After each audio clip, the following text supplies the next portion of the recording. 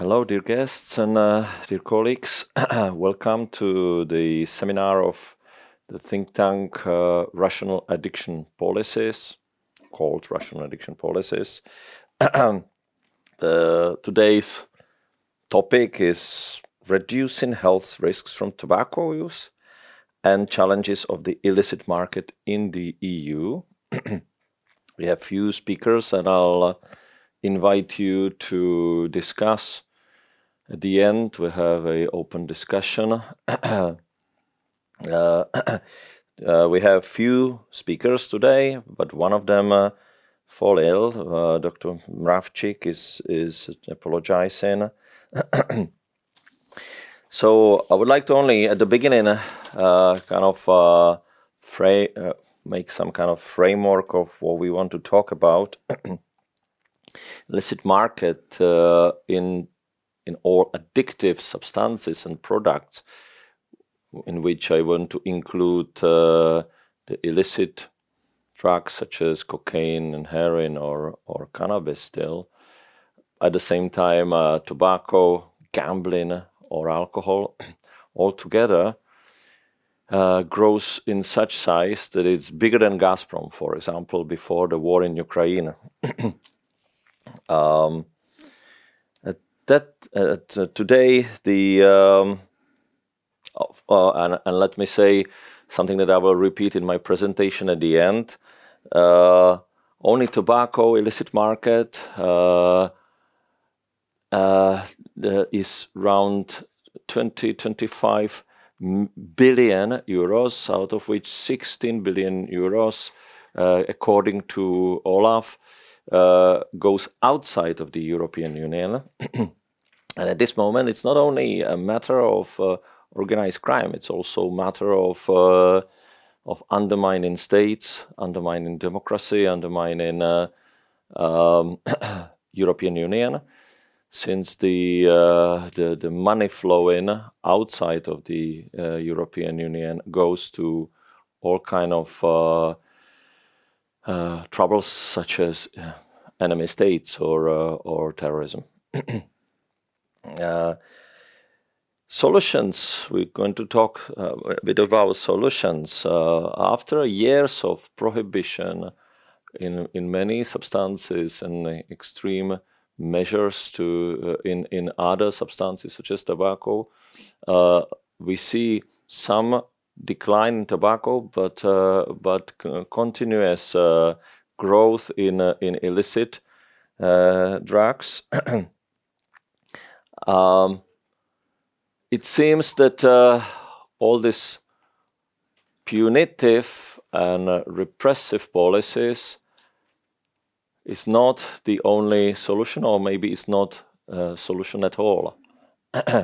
So the policies, how we actually try to create such policies, are based on one main premise, which is abstinence. And what we trying to promote as a think tank, that abstinence is probably not the only way how we have to create any kind of policy. The opposite, how we can create policies is targeting harms and risks, so minimizing harms and risks in all addictive behavior. We claim is a better way forward, and abstinence cannot be the only choice, but it's part of it. Of course, it's part of it. So harm reduction as a way forward, and what does it mean in concrete areas? I'll talk about it at the end, and I hope we'll discuss pro and against. Is of course looking at the measures that will protect the young people, mainly underage, and of course any kind of preventative measures and any kind of help network that can exist. But as I said, very much interconnect with the harm reduction message, or harm reduction services, as we say. any kind of services that are not targeted only to abstinence. Although, as I said, abstinence is one of the choices, but not the only solution. And we also talk about rational regulations, what those rational regulations should be, what actually helps and what is not helping anymore. And one topic that is not spoken about often, we try to push this kind of narrative. We talk about substituted market, not substitution therapy. Substitutional therapy is, of course, very important. And in tobacco, we call it replacement therapy, but it's the same thing. In drugs, we call it substitution therapy. We also have some pilot projects looking at possibilities in this area in alcohol, for example, and we have the same in gambling. But we're also talking about substituted market. And in our view, Czech Republic has last two governments where we come from, Czech Republic, have a policy targeting towards regulating market according to the risks of known risk of those substances that we regulate. Because we have enough evidence today that shows that actually substances substitute each other, not from the biological point of view, but from the psychological point of view. And we'll talk about all this. We will also talk today about some studies that we want to conduct and look at substitution possibilities. And then we have at the end, I hope, some vivid debate. First, I want to welcome our dear guest, member of the European Parliament, Mr. Ondřej Kolář, and thank you for joining us, and I'll give you a floor to say the first presentation or speech. For me to speak, because I'm not a expert on drugs or any health risks. I mostly specialize in international relations and in security. But as illicit tobacco trade was mentioned here, I think it's one of the topics that do actually have to do a lot with security in Europe. So if you allow, I will speak briefly about illicit tobacco as a security risk and a hybrid tool. Now, I also forgot to mention that I'm a non-smoker, so talking about tobacco is somehow new to me. Now, when we talk about hybrid threats or operations, it is actually quite hard for many people to at least imagine what it is. If we are to broadly define hybrid warfare, it is the combination or a combined use of military and non-military means to achieve a state's political objectives or foreign policy goals. And it is true that states which actually perform hybrid warfare usually do this with the help of non-state organizations or stakeholders. Now, weakening a state or a state grouping or a union, if we speak about the EU, union's economy is one of the most used hybrid tools across the whole world. When it comes to Europe, or more precisely the EU, the last few years have shown an increasing hybrid pressure from the outside, mostly, of course, pushed forth by Russia and its fellows, like Belarus, for example. And Belarus will be mentioned further on today.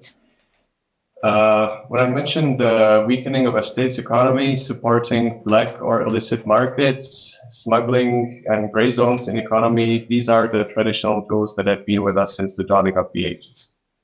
Illicit tobacco markets in the EU have experienced notable growth in the past 6 years, with counterfeit products playing a very significant role.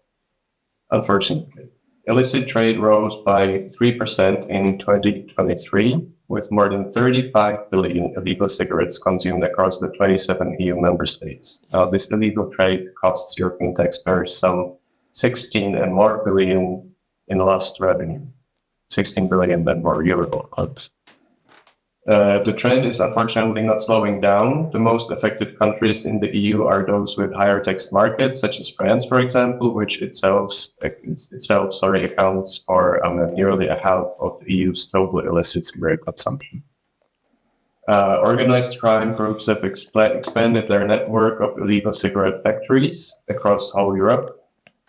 In the Czech Republic, I think where I'm from, 3 such factories were discovered in 2022 or 2023. And in the same year alone, law enforcement data shows that authorities disrupted at least 113 illegal cigarette manufacturing sites across 22 European countries. Now, that is a huge problem, of course. Interpol findings also reveal that many of these groups that perform tobacco smuggling into Europe have ties to Russian ex-KGB officers who collaborate with Putin's regime.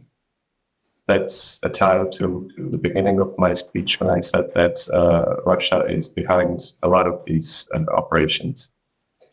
Lately, we have witnessed incidents with hot air balloons used by tobacco smugglers being flown from Belarus to Lithuania. Now, it is without doubt that this happens under the auspices of the Belarusian regime, which actually backs up these groups. And the purpose is to stir chaos within the EU, because we've all seen what happens when these incidents occur. Lithuania closed its airspace repeatedly, and of course, then we have all the threats that I have already mentioned. Illegal tobacco getting into the internal market of the EU, which brings economical problems and also poses health risks to the European consumer.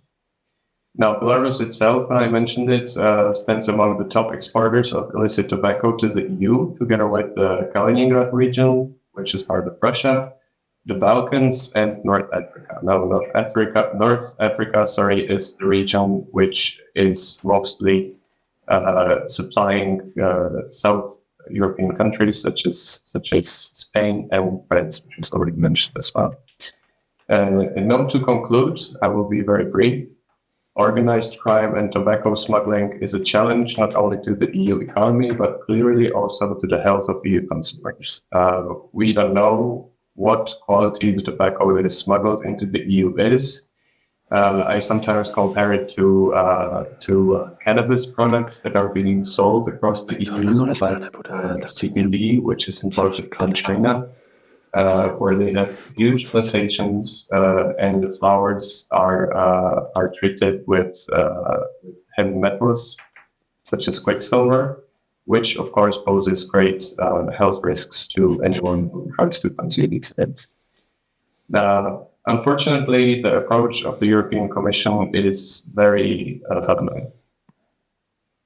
strange, I would say. The European Commission is now trying to push forward a proposal which would in fact delegalize or strongly regulate tobacco market by in fact prohibiting the sale of cigarettes with filter tips. I don't know if this is due to environmental protection or if there is something else behind it, but I guess that we can all agree that this is the worst path that could be taken, since prohibition, as was already mentioned, has never brought any results, only supporting the black market. And supporting the black market is not something that I hope the Commission would intend. This is from my side. Thank you very much again, and I'm looking to play down the discussion.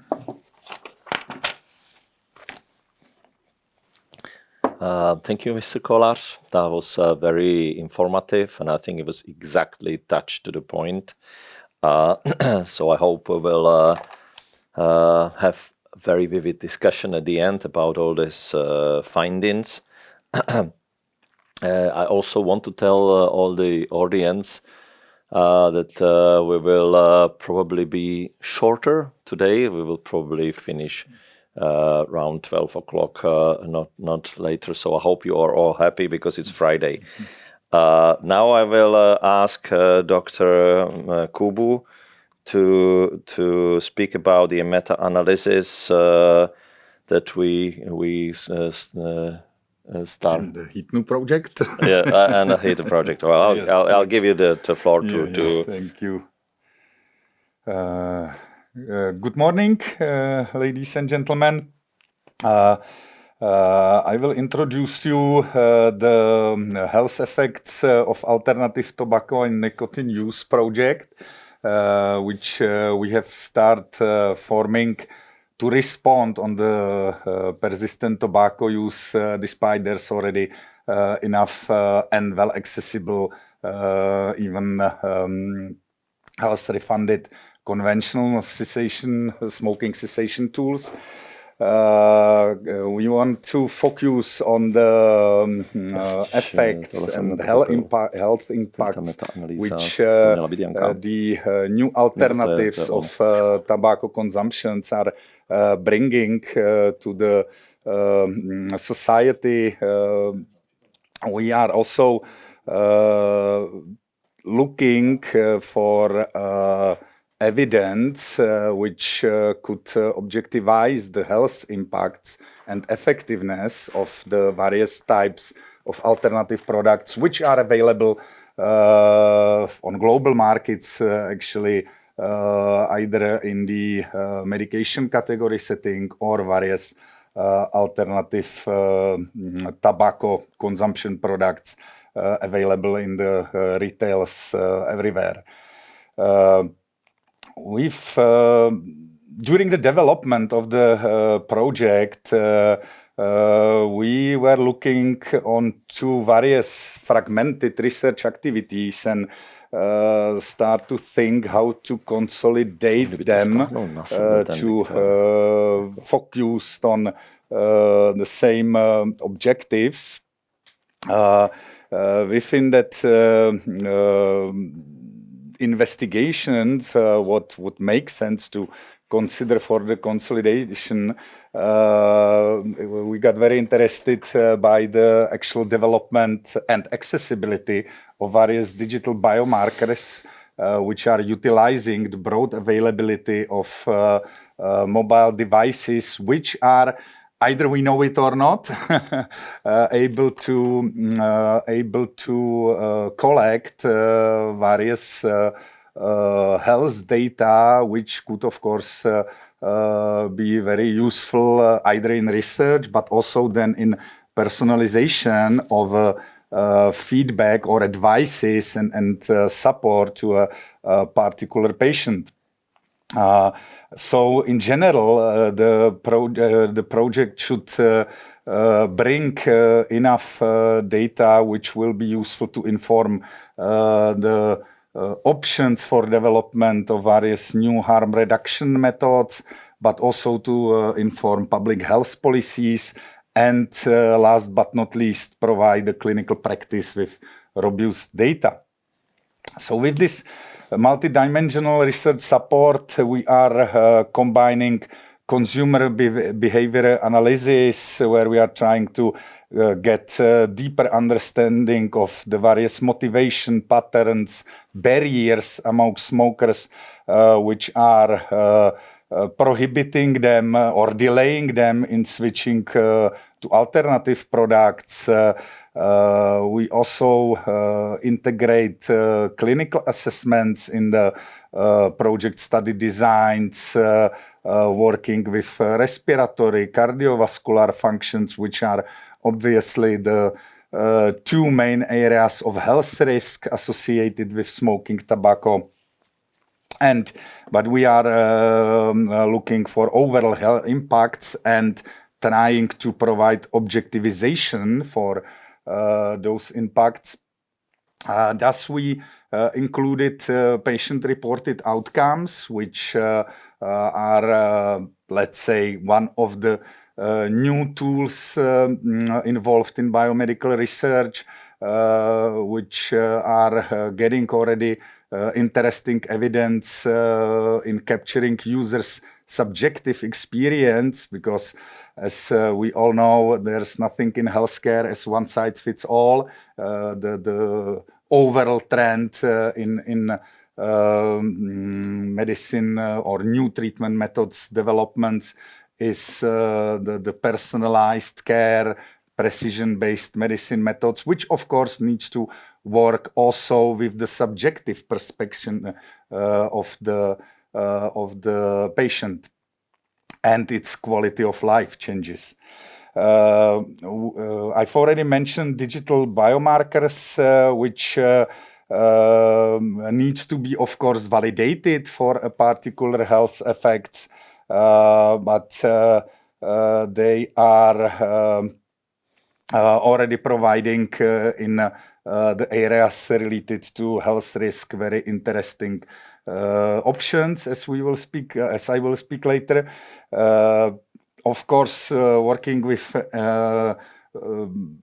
advanced collection of biomedical data also needs a reasonable data integration. So we are already setting up processes how to combine population surveys data, study cohorts data from the mobile app users.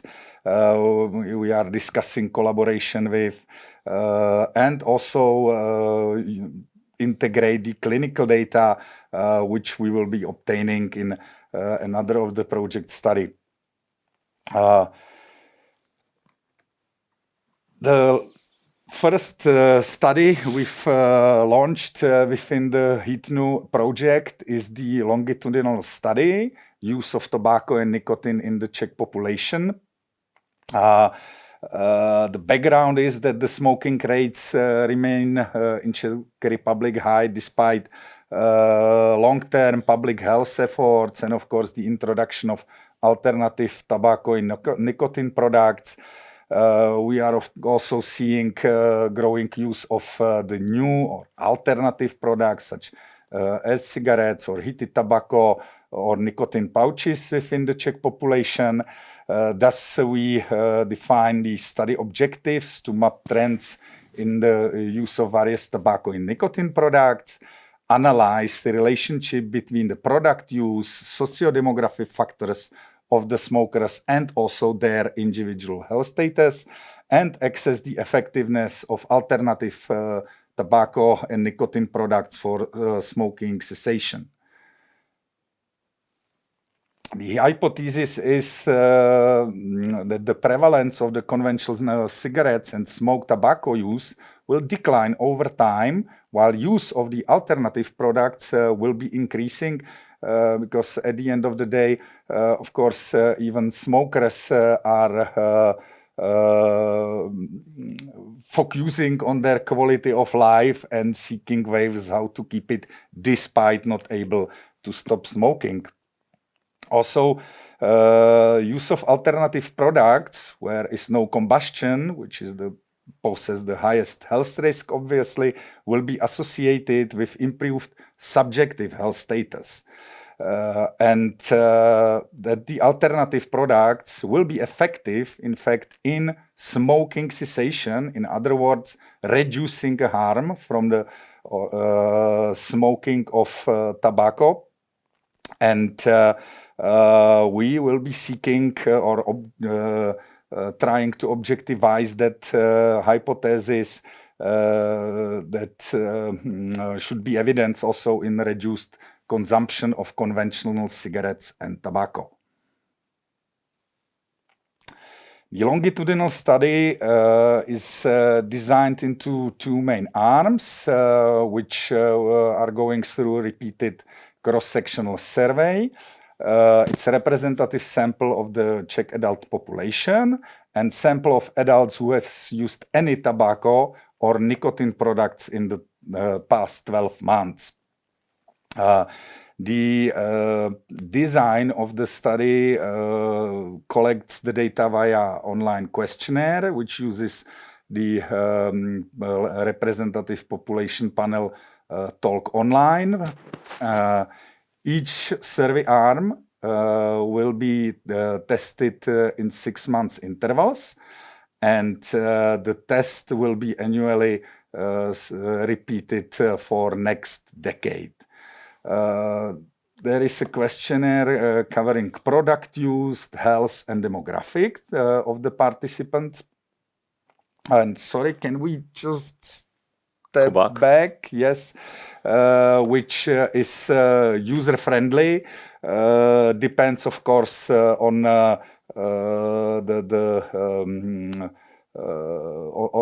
arm. For the representative sample, it's shorter, and of course for tobacco users it's a bit longer, but the filling up will not consume more than 30 minutes. Yes, please. In the second study preparation, we started to investigate the digital biomarkers, which are already bringing quantifiable, digitally collected physiological and behavioral measures that explain influence or predict health-related outcomes in various diseases or conditions where these digital biomarkers were already tested or already defined and are used in practice. Of course, the development of such digital biomarkers needs a multidisciplinary collaboration, where from my personal experience, I must say, sensor engineers are very important, of course, according to the biological data which should be collected. Of course, there's a strong need of data scientists to be able properly integrate the various data sources. And last but not least, have clinicians on board to ensure that the developed digital biomarkers will have clinical relevance, will be technically feasible, which means that they have to simply fitting into the actual clinical practice. They cannot bring any extra workload, and of course be usable. The process selecting the appropriate sensors involves also training machine learning models, which are then able to work with the multifaceted data to derivate the best candidate biomarkers, and then the candidates have to go through rigorous clinical validation studies. And such process brings various key challenges, including to manage that high data volume, which the various biosensors, which are already used in various areas of medicine, are bringing for the analysis. It also has to work with the variability across the patients. Not everybody is able to follow every process which might be associated with using the sensor properly, and in fact providing reliable data for evaluation. And there is, of course, continuous need of ongoing validation of the technologies which are evolving, because typically preparation and launch of a clinical study takes at least months, typically years. And the technology development is already so fast that if during the preparatory process there is not properly monitored how the technology evolved evolved, it can come to the practice with already outdated technology. Digital biomarkers are enabling continuous real-world monitoring of various health parameters, which are supporting early detection, risk stratification, especially on some individual personalized conditions, and of course implementation of sustainable preventive intervention. There are already a lot of examples. I'll mention just two that there's already strong evidence that in the mild cognitive impairment and neurodegenerative diseases, the passive data collected from smartwatches and active digital cognitive tests are already able to accurately diagnose up to 85% for certain modalities which are defining the pretty complex conditions of these type or of this disease group. Also in the area of cardiology, digital biomarkers from cardiac devices have demonstrated improvements in mortality, arrhythmia detection, as well stroke risk reduction when developed, tested, and implemented to the clinical practice properly. The wearable digital health technologies are also bringing evidence of empowering patient in self-management and helps the patient to facilitate precision health by enabling the tailored intervention and proactive care be involved in supporting their behavioral change. And also the digital biomarkers are already proved in various conditions that ultimately support healthy aging and reducing disease burden for public healthcare systems. Pardon me. This chart shows a good overview of where we are actually in biomedical research with defined digital biomarkers. Of course, majority of them is based on some of the listed in fact standard diagnostic procedures like electrocardiogram or electroencephalogram, electromyography, measurement of heart rate, and they are from these collection points, of course, flourishing into the various application areas, defining for some of the diagnostic or classic diagnostic method, multiple digital biomarkers which can inform about the patient health status. We are working on a so-called validation study within the HEAT-NU project, where the digital biomarkers for COPD will be validated and tested to predict health risk in smokers and users of alternative nicotine products. Obviously, the chronic obstructive pulmonary disease is significantly influenced by tobacco use. Its early detection of disease progression is crucial for any harm reduction and prevention activity, and also gives a more sensitive period in smokers' life when the COPD decompensates. Of course, the people start much strongly and are much more motivated to reconsider how to reduce the health risk they are getting from the smoking of tobacco. There are multiple digital biomarkers which could be monitoring the progression of COPD, like cough, acoustic recording, heart rate variability connection, which is typically measured by the smartwatches, for example. And despite majority of the smartwatches is not certified as medical device, there's already a lot of evidence showing that to measure such a digital biomarker, the smartwatches are providing, let's say, good enough quality and reliability of the data measured.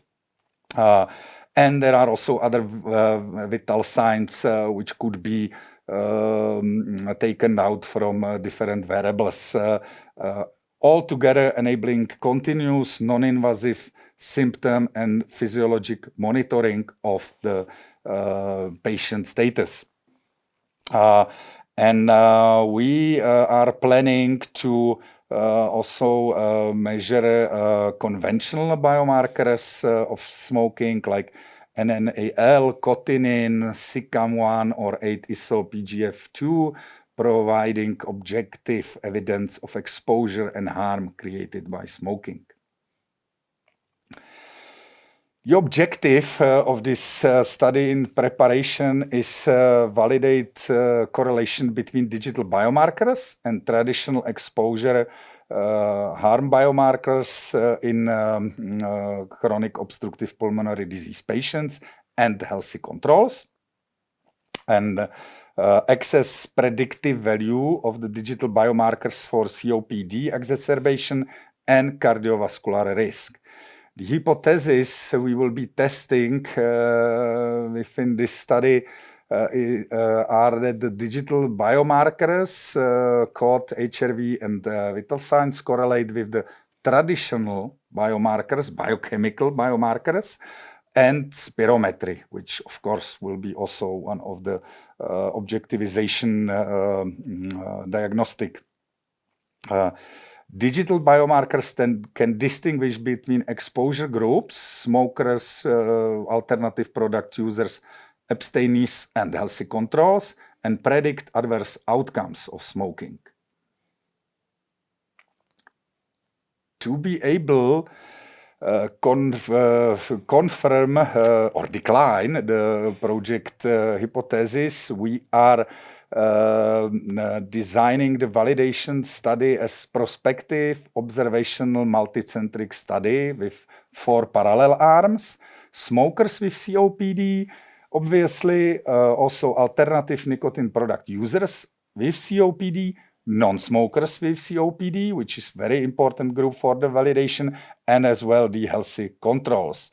The drafted inclusion criteria of the study is age between 40 and 75, COPD confirmed by spirometry, or of course healthy status, so COPD decline by spirometry, ability to use mobile wearable devices, and consent to collect blood and urine samples during the study.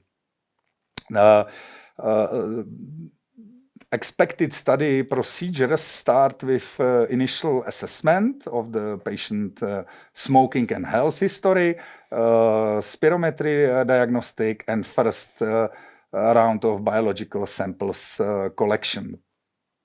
Then the digital monitoring of sound of cough records, which will have to be, that's one of the practical example how important is for such studies to involve technological expert early enough, because the first idea was that the available recording capabilities in the mobile phones will be good enough to be able to collect such chord sounds from the patient home or his natural environment.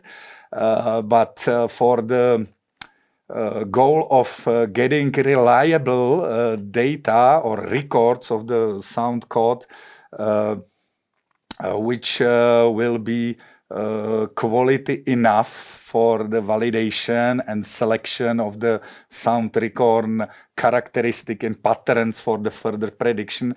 It turns out during the preparation of the study that we will simply have to work with one defined microphone and the study subject will have to be coughing in the during the visit of the physician or of the clinic involved in the study. Otherwise, we will get a lot of unstandardizable data, and the selection of the proper or the validation of the cough records as the digital biomarker to predict decompensation of the COPD at smokers or nicotine product user will in fact not be possible. We will be, of course, repeating the biomarker sampling during the repeated patient visits, and also patients will be filling questionnaires listed here. For the data modeling, we are already including multivariate regression, of course, involving machine learning and correction for the exposure of the smoking, and also the phenotype stratification, which the patient history and the other objective diagnostic should provide. Expected outcomes are the correlations between the digital and biochemical markers, which we will be monitoring. Also symptom changes, differences in between the 4 testing groups, and identification of risk via the digital tools.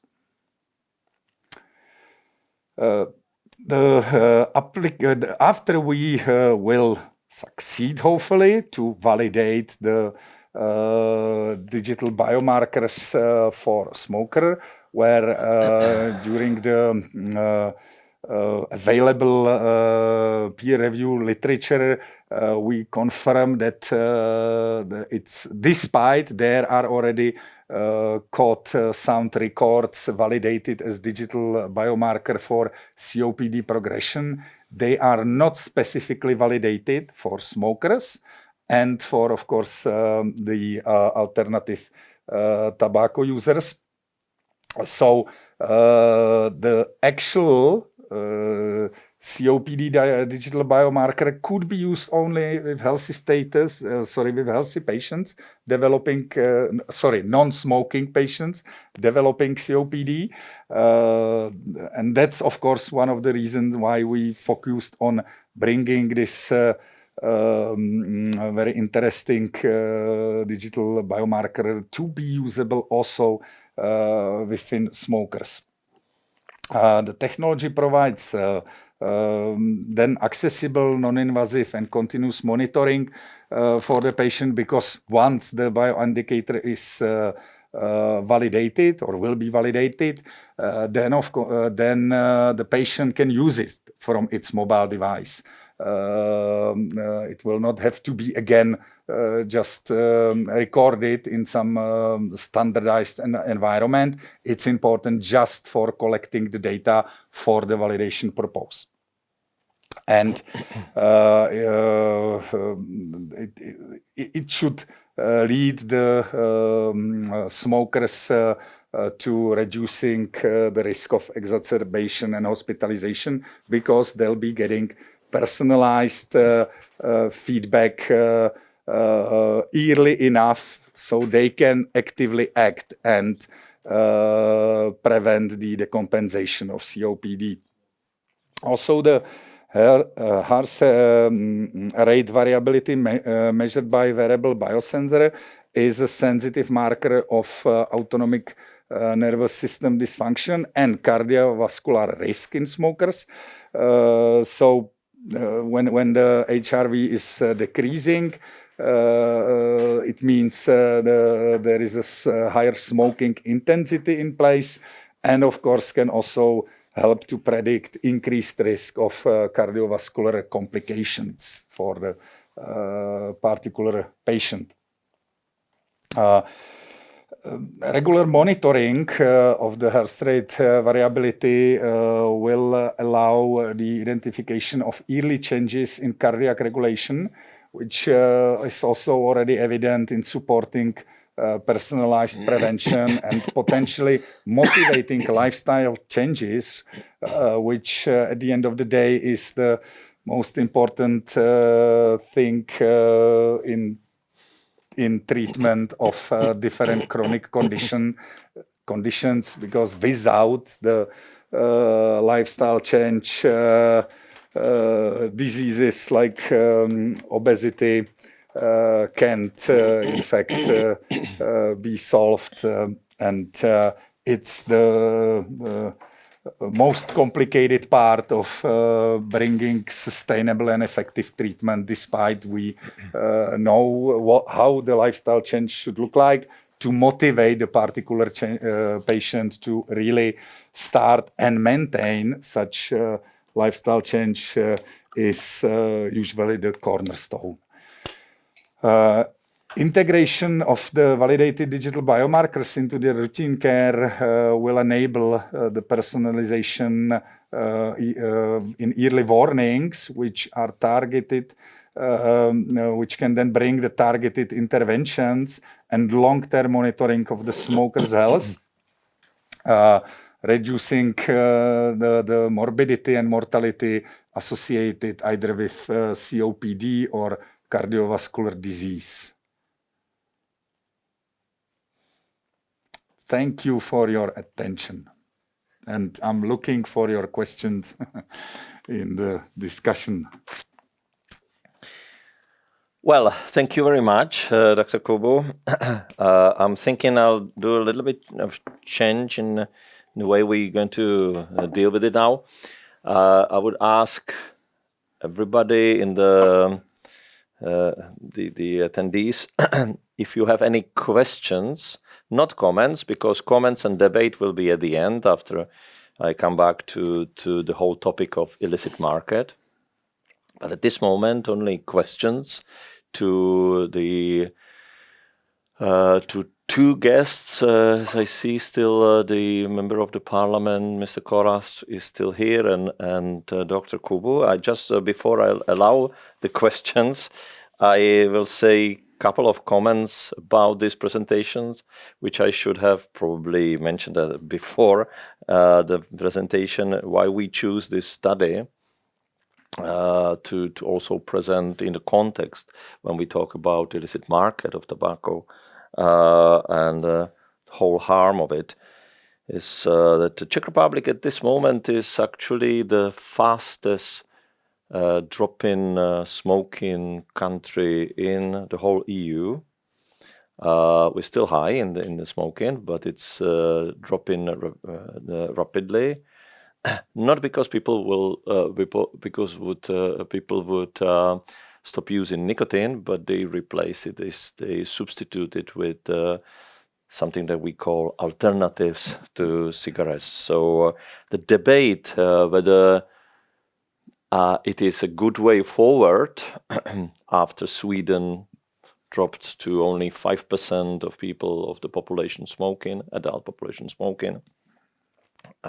We see all the health results, such as drop in lung cancer, drop in heart diseases, and premature death. We still have this debate whether alternatives and substituted market and substituting the cigarettes for alternatives is a way forward.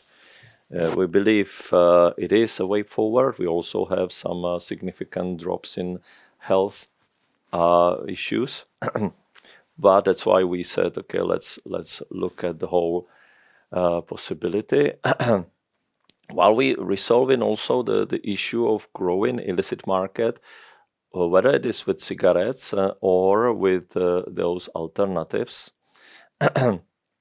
So this is one big area of debates and issues and a lot of ideology around that.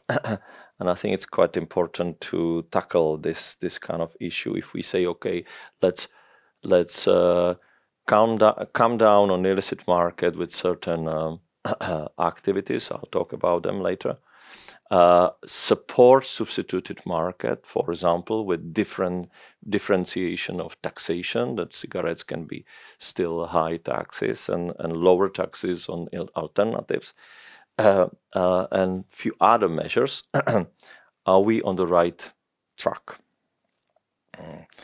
Well, I'll talk about some of my issues in my own presentation, but if you have any questions to Mr.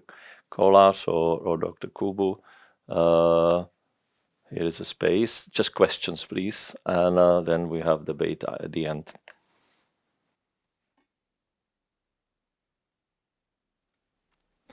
If I may, I have just a quick question to Dr. Kubo. When you're mentioning about your the study, what wasn't clear to me is how long this is going to go on for. I noticed that you've got 2,000, your cohort or your... The longitudinal study or the validation too. Also, we brought practical evidence why the modern digital technologies have to be validated to inform. And so important feedbacks as a health status, because you never know when the soul in the machine will act. Ghost in the machine, no? You mentioned it's going to be, the study is going to... Just asking for how many years is it going to go on? And maybe the other question, yeah, that was the question. You have 2,000, that was the cohort. Yes, that's the longitudinal study. That some follow-up will happen for a whole decade. So but this is the follow-up. So your initial now longitudinal study is going to happen for how many years? That will be, in fact, the 10 years. And in each year, the cohort will be retested. And we will not be, of course, running the both retest simultaneously. There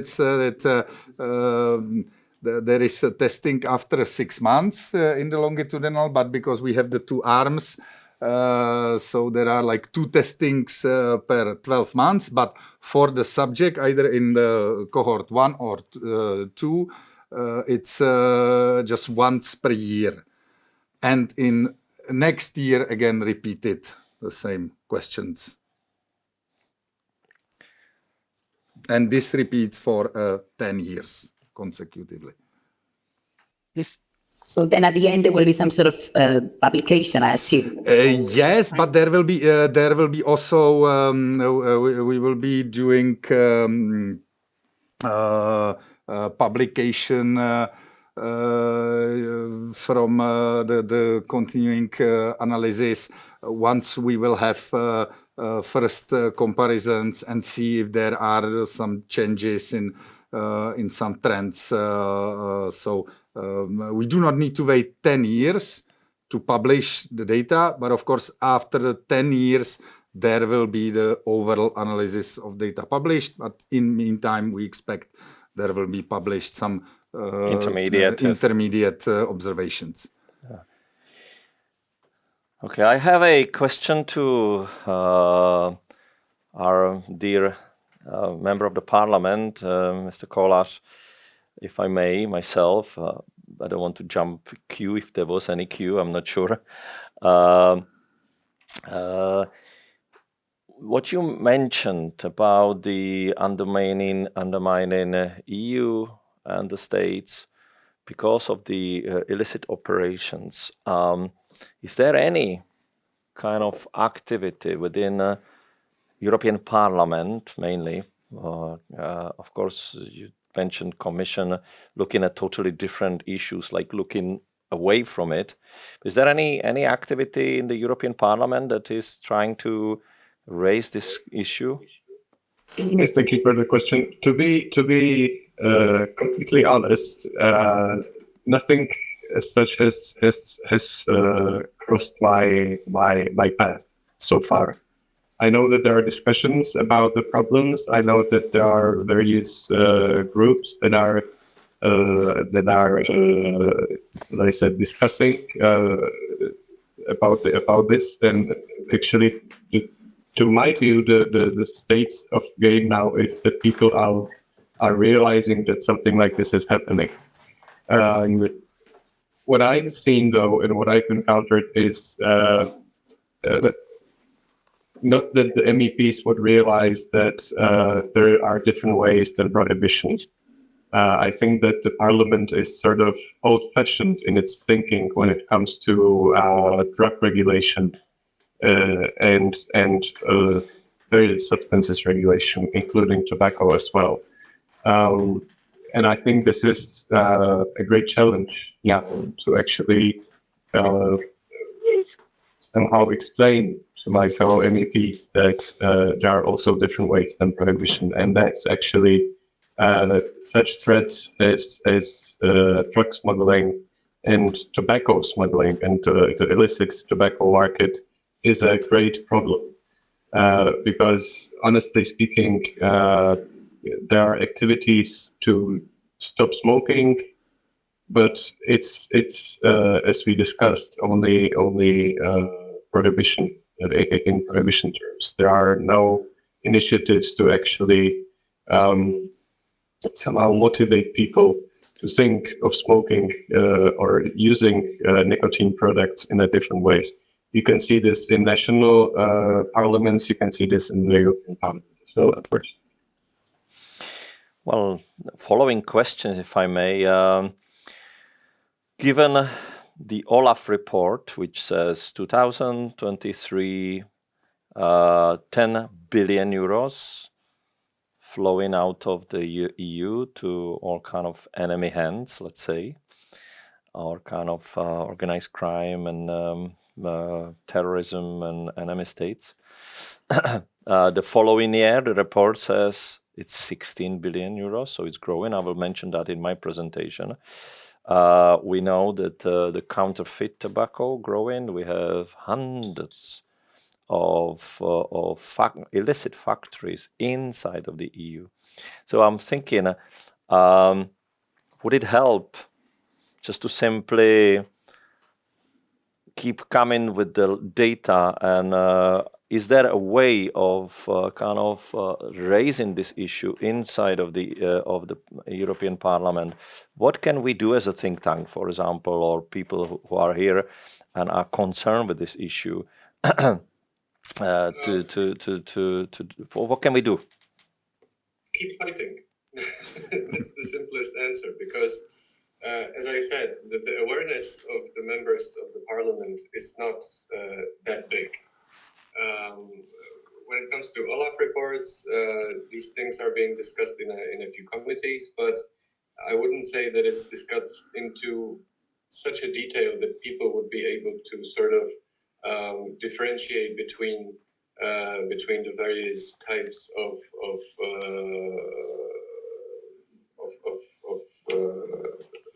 economy impacts or impacts on the markets as such. So I think that your role, my role, and like-minded people's role is to, as I said at the beginning of the answer, to keep fighting and try to raise the awareness and point to the fact that tobacco itself is one of the things that are being abused by drug dealers, by all kind of smugglers, and that it actually is a hybrid weapon.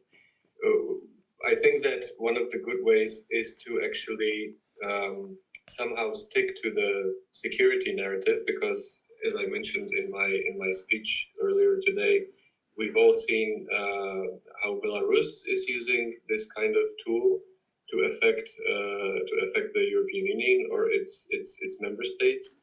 And of course, security is something that is now being perceived very much among all the member states. So I think that it's very important to sort of look for allies among the individual MEPs, among the fractions, to talk to people who see this as a problem, who understand that this is a problem, and try to patiently work on this issue to maybe come up with some legislative proposals. Okay, thank you very much for your answers. We will keep fighting. together. We're here so close. So as you see, we're friends, but we're also friends in fight. But anyway, any other questions? Please be brave to open your questions. Hello, if I may ask a question. Yes, of course. I think this question is more intended to you, Mr. Voboril, and Mr. Kubu. I would like to ask, how can we guarantee that the research on the risks and benefits of the new nicotine products remains independent and transparent? I would say that by designing robust enough objectivization in the project of validating the biomarkers, there is that expected correlation. And if the data collected and the multivariate analysis will confirm the hypothesis, then we know that the given digital bioindicator can be used into practice. And of course, any ethical commission and the whole design of the study. Indeed. The proper approval of the clinical part of the studies, and also the collaboration with the experienced technological partners which already have working experience in utilizing such procedures, either in medicine or because we are working here with Czech Technical University, the Faculty of Biomedical Engineering, and they've already proved to validate and implement different digital biomarkers, which are, for example, now used in practice of fire brigades, and it helps to manage their physical ability during the complicated conditions they are fighting in their work. Okay, thank you so much.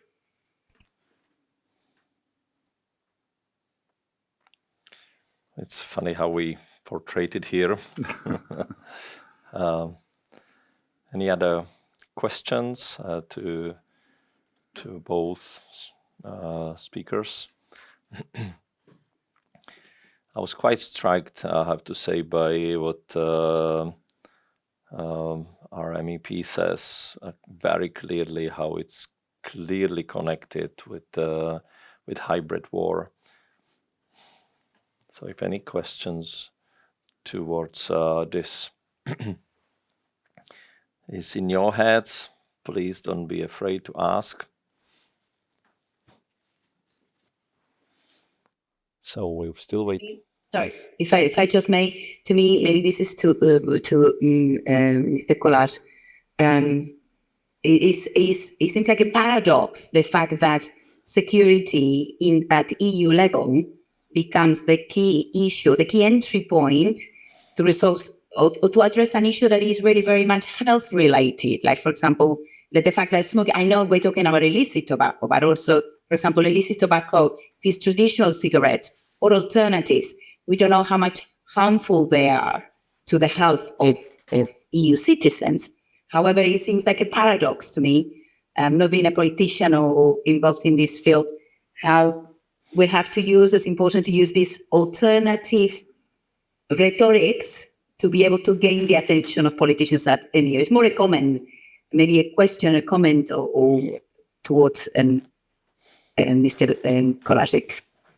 Sorry, I said your name wrong. I apologize. It's fine. My name is a bit complicated, but it's a very good point that you make, because what I see is that many people quite often mistake security for defense, and these are not the same things.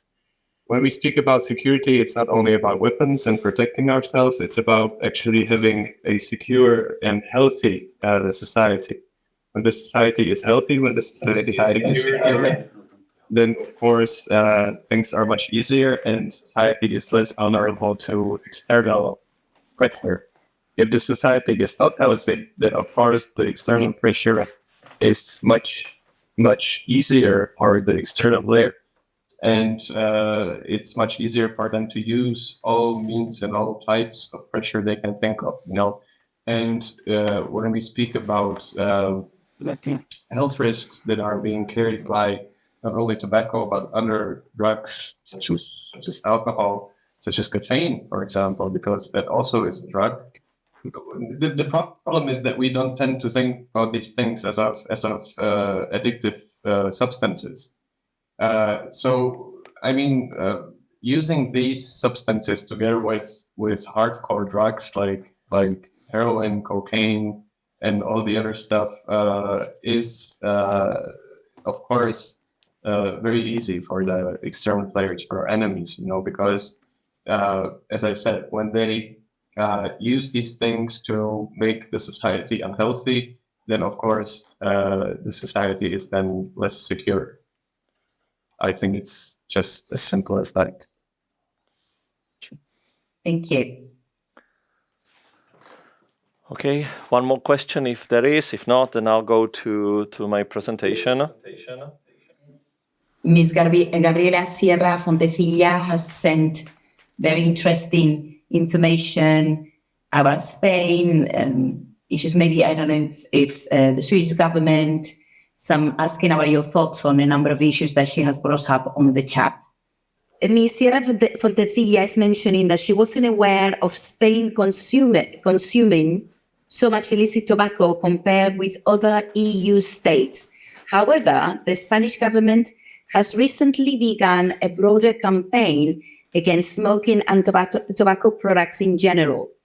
In this regard, the new law they intend to adopt would ban single-use electronic cigarettes, as well as other products such as chewing tobacco.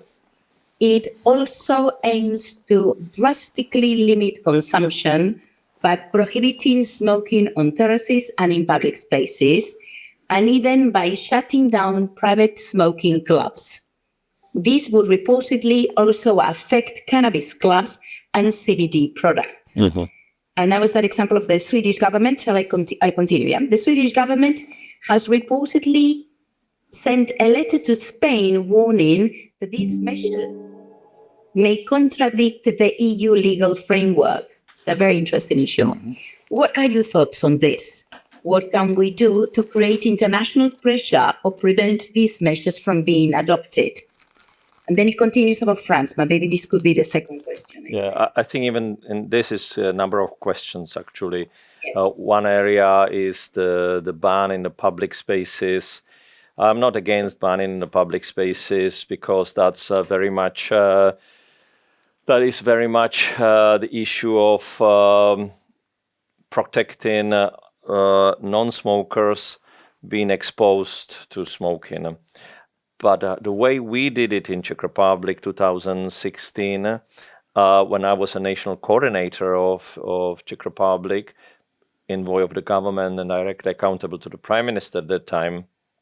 So when we did this kind of anti-smoking law, where we banned smoking in public spaces and restaurants, we allowed exceptions.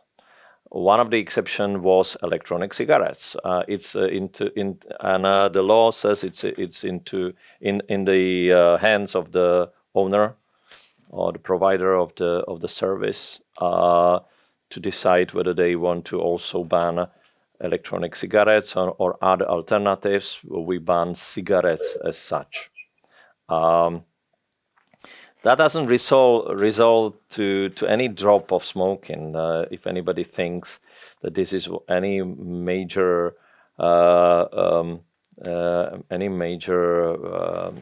regulation or measure against smoking as such, that's not the case. but of course it protects people, especially people working in those spaces, restaurants, waiters, because there is many places where people are protected against any kind of exposition of the environment in which they have to work, but this was not the case. So this is quite important, and yes, it can for some people reduce the frequency of the smoking, but not smoking in itself. But in terms of banning alternatives, I mean, if we allow cigarettes to continue and ban alternatives, what does it say? I mean, this is for me incomprehensible decision. Even if I take the alternatives might have similar risk, which they don't have, but even if I take it, so how can I justify this? And I think the Swedish warning of the Swedish government is also relevant in this case. I think they, as I said at the very beginning, if we want to include, if we want to take real measures to reduce the harms of smoking, because we don't, if smoking or any kind of use of any substance doesn't pose any big risk, why constraining people? Why should government or state have any say in such private thing as what I'm doing with my body? Yeah? But if it's concerned with public budget, premature death, then that's maybe understandable. But in that case, we have to think of what actually works with reducing the risks, not the use, but the risks attached to it. Because who cares about the people's behavior if it doesn't bring any risks? So and we see over and over, and I will talk about it in my presentation as well, in different kind of areas, not only smoking, that substituted market, substituting possibilities on the market is one of the major solutions. So if we say, okay, one or the other alternative is not any less risky than cigarettes, I would say, okay, then we have to research and make sure that we bring those alternatives. So another thing that I always been thinking last few years when this debate is on the table, and it feels so irrational and kind of, where is the evidence in my view? Yeah, so we say, okay, the pharma products, we call them nicotine replacement therapy, which is the same as substitution. Replacement, substitution. It's the same word, yes? It's only synonym in this matter. But we say, okay, harm reduction doesn't work in tobacco. Some people say, I mean, a lot of governments. Harm reduction in tobacco doesn't work. Substitution doesn't work. But we allow pharmacological companies to advertise. We don't allow to advertise cigarettes. We don't allow to advertise any kind of alternatives, but we allow to advertise any kind of products made by pharmacological companies. It's the same, it's nicotine. And I've seen so many times that people, because the difference is that you have 4 milligrams of nicotine in those products made by pharma and 10 milligrams in cigarettes, 12 milligrams in nicotine sachets, for example. So the people use the pharma products, say those stickers, those plasters. Okay, they put 3. They could, or my colleague trying to switch from smoking to those chewing gums, so he put 3 chewing gums. So as much as possible to put enough sufficient nicotine to substitute. If we and of course the debate about the risks. I mean, we know that 80% of the risk is the paper, because it is the biggest amount of the tar that we put in our lungs. That kills us. It's the combustion kills us. but we still have this debate whether those alternatives should be banned and cigarettes allowed, and advertising for pharma. So I think this is a ridiculous issue situation, and I feel very much, and I have some facts that arrive from time to time to my hands and to my emails, how much the debate or the fight is stimulated by the big pharma. So let's be honest in that both industries are profit-driven, not only tobacco industry, but the pharma industry, and then they have similar products. With tobacco industries, made those products a little bit more attractive for the users. So the big pharma are kind of oppressed in this, even though they have possibility to advertise, etc. So I think this is a dirty debate, actually. Yes, it's I'm quite cross with some of those debates saying that those countries that support any kind of substitution therapy and substituted market and harm reduction, which we do it not because of tobacco, but as an overall policy in all addictions. And we started a long time before the tobacco companies picked these rhetorics. When there's no mentioning that there's actually the other side, also not very clean. So anyway, so I didn't touch the amount of illicit the Spain faces with the illicit market, the numbers, because I think it's going to be mentioned in the France, the question about the France, I guess. Yes. So please read the second half of the question. Mm-hmm. Sorry. So the second part of the question, maybe I wonder if Ms. Sierra herself would like to ask. I feel a bit bad doing this. I wonder if Ms. Sierra would like to ask herself.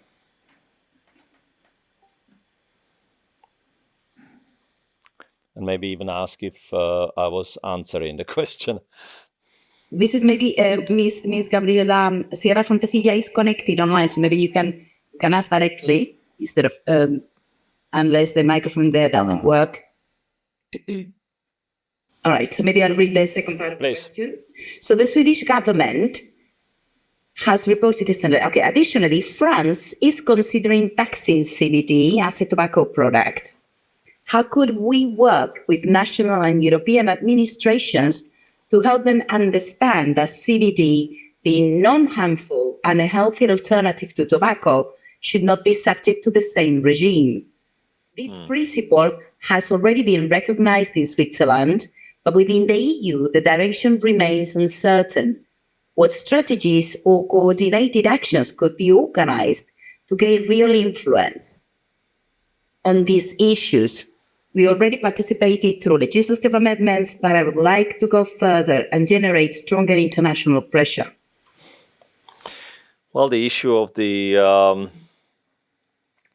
cannabis social clubs in Spain and the CBD use across Europe, it's a complicated one. No? It's and I think it's a fair, let's say, point to make. That actually what we're doing with tobacco restrictions also targeting other areas. I mean, the nicotine tobacco restrictions. With CBD, we have the whole issue of some listeners might not know. We have the whole issue that CBD is considered as novel food, but in terms of possibility of using it in vaping or other forms of smoking. In some countries, it's considered as smoking, so it has the same restrictions as smoking. Maybe Mr. Kubu can have some other points on this one. And the cannabis social clubs is even more complicated in Spain because federal government in Spain, as far as I'm aware, doesn't approve it, but it's approved in, for example, the Catalan parliament and the city of Barcelona, for example. I'm non-smoker, but and I'm not user of cannabis, but I went to see some cannabis social clubs, and I'm a member of one to see, because we wanted to introduce this to Czech Republic. I think the solution must be a European debate on cannabis. Cannabis regulations in itself are actually divided from tobacco, and the trouble is that it's all European different kind of regulations. As I mentioned, CBD as non-psychoactive substance deriving from cannabis is novel food, so that's one regulation, and the THC-rich cannabis products are all banned. So only few countries now allow some kind of home growing, or Germany or Malta is allowing cannabis social clubs, and it's still in the air. So I'm not sure if I have actually answered. Maybe you have, Pavel. but I believe we have one of the members of the parliament here, so I believe it's the same as with tobacco. The prohibition is creating a bigger problem. So the cannabis in itself, since the prohibition 60 years ago, every year only growing all over the 60 years. So we have large gangs, hundreds and thousands of heads operating with around this area. And as we said, why we want to regulate it, because as you rightly said in your question, because we believe that we need to regulate substances according to their risks. Cannabis we see as lower risk, and we rather substitute our market with cannabis than other more risky synthetic cannabinoids or synthetic other drugs. And we see that we have all the data. We have tons of data actually, which show that if we bring some less risky, and I'll again touch on that in my presentation. If we say bring some less risky products on the market, they replace the higher risk, and the other way around. If we ban them, higher risk products come. So I'm not sure if I'm answering your question, but because there's so much in the air. But Pavel, maybe you have some thoughts on this one. Yeah, well, of course, the actual non-clear status of not just CBD, but also other cannabinoids on European market is creating a lot of disruptions and enabling demand for various alternatives with this regard coming from synthetic productions not listed anywhere, and in fact bringing unknown risks for their users. So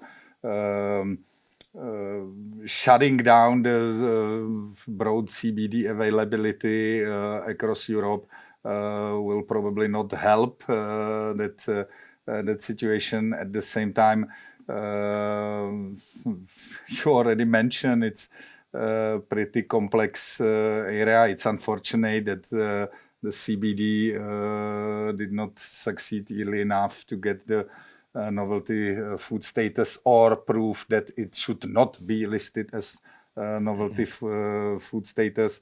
At the same time, there should be some rationale of us, and the regulations should consider the risks of the molecules and not just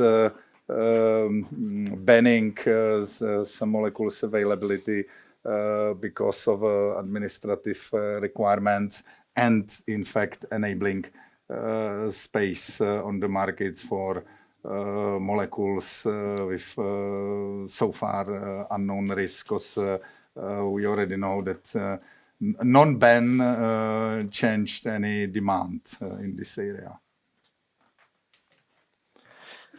So if I may, I go to my presentation and then we will continue with questions, answers, and debates and thoughts. Before I start, I look at some catching phrases in ChatGPT. We have to involve AI today in things, yes. Just let me to lighten this topic up a little bit. ChatGPT. You can arrest your way out of addiction. Regulation saves lives. Prohibition only hides the problem. I like this one. Smart policies, not fear-based reactions. And I like the Mr. Kollar's sentence. I wrote it down. Where did I put it? Who says, let's not confuse security for defense. I think this is a new phrase that I'm going to try to remember and incorporate, if you allow me, Mr. Kollar, in my next speeches, anywhere I go with this. So drugs, tobacco, and alcohol is one illicit market. I think this is quite important to underline this, and I will touch on that several times. Money flowing from this illicit market we mentioned goes to outside of European to hands which we really don't want to go to. Yeah, but also we need to mention that the illicit market, counterfeit production of tobacco, production of heroin, cocaine, or smuggling in heroin and cocaine. Today, illicit market in gambling, which is enormous, often, or human trafficking, for example, is often in the same hands. We can see the tracking links to several areas. We have some actors in this in the European Union. I will mention that, but we also have actors interlinked with these organized crime groups outside of the European Union, and often with the enemy states or any kind of authoritarian states. I mean, you can remember recently the fall of the Assad regime, and then millions of tablets of Captagon found, and we know who was the defender of the whole regime and how these kind of things were distributed. He went all the way to all kind of ISIS forces and all kind of terrorist groups, etc. Yes. So the result of the whole growing of the shadow economy is not only tax revenue drop or money flowing to hybrid, but it's also violence, corruption, destabilization, internal.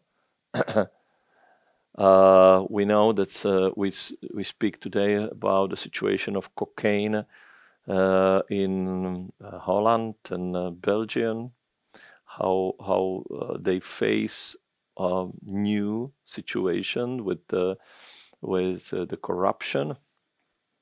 But make no mistake, these are the same groups: illicit tobacco, illicit gambling, cocaine, same groups. Okay, let's next slide, please. In Europe, if we look at the tobacco, 25 billion cigarettes. 25 billion euros is lost annually through illicit drug, tobacco, and alcohol market. That's a Olaf and Euromonitor 2023, and now it's even worse, the new data. Tobacco smuggling now overlaps with synthetic drug routes and alcohol counterfeiting network.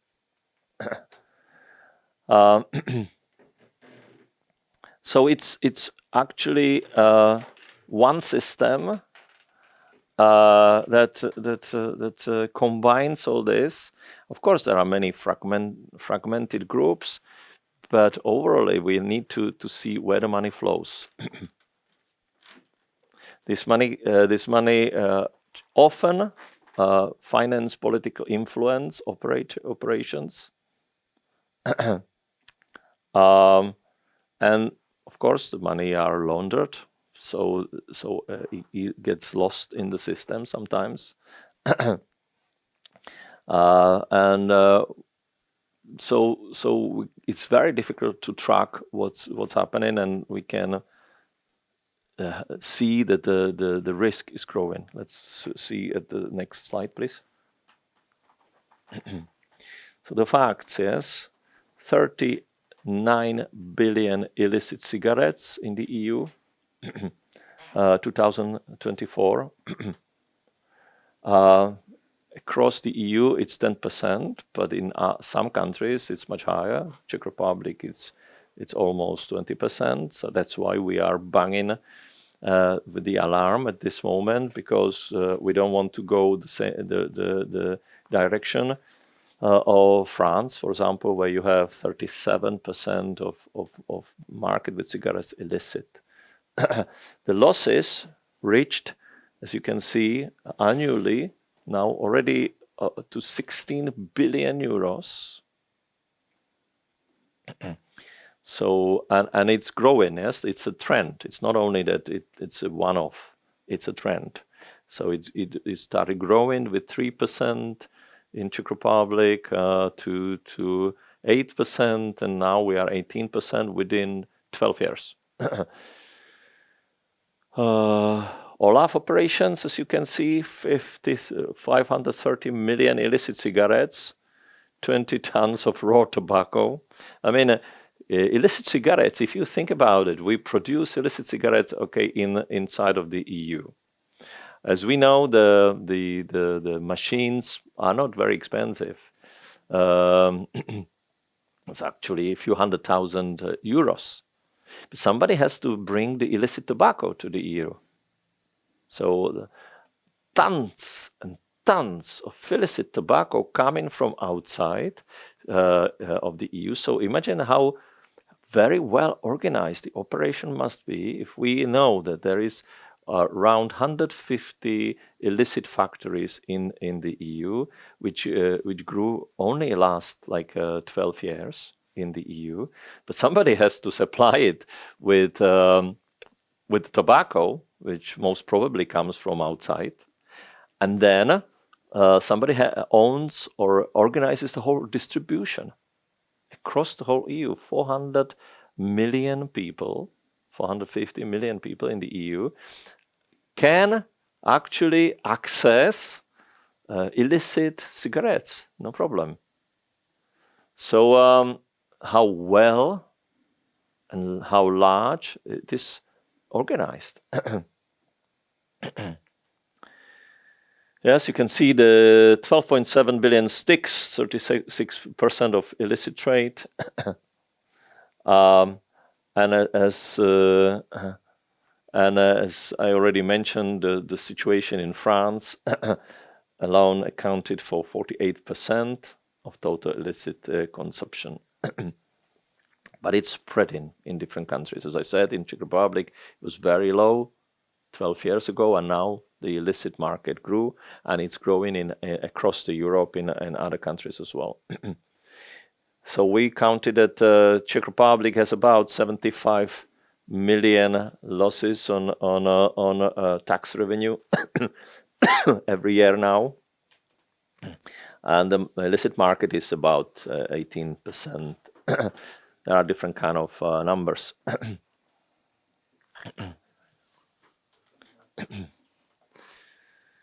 So I already mentioned the illicit market group, the organized crime. There are two groups specifically mentioned in the reports: the Galician mafia and the Camorra, the Italian people.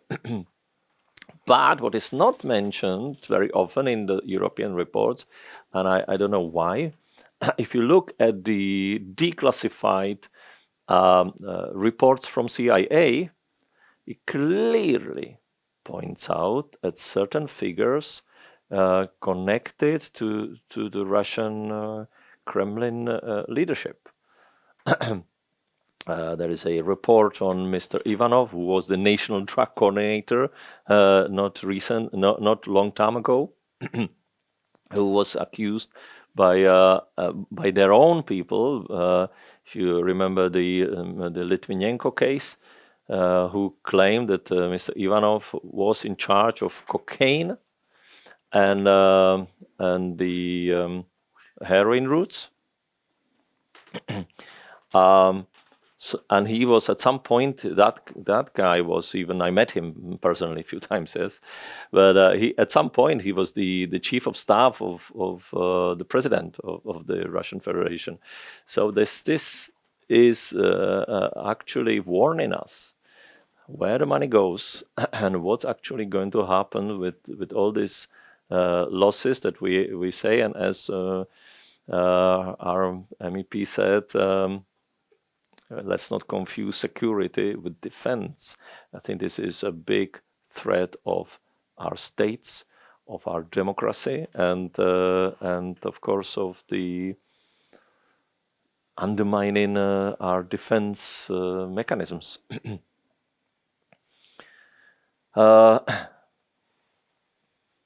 As we already mentioned, the hybrid actors linking criminal terrorists and state interests.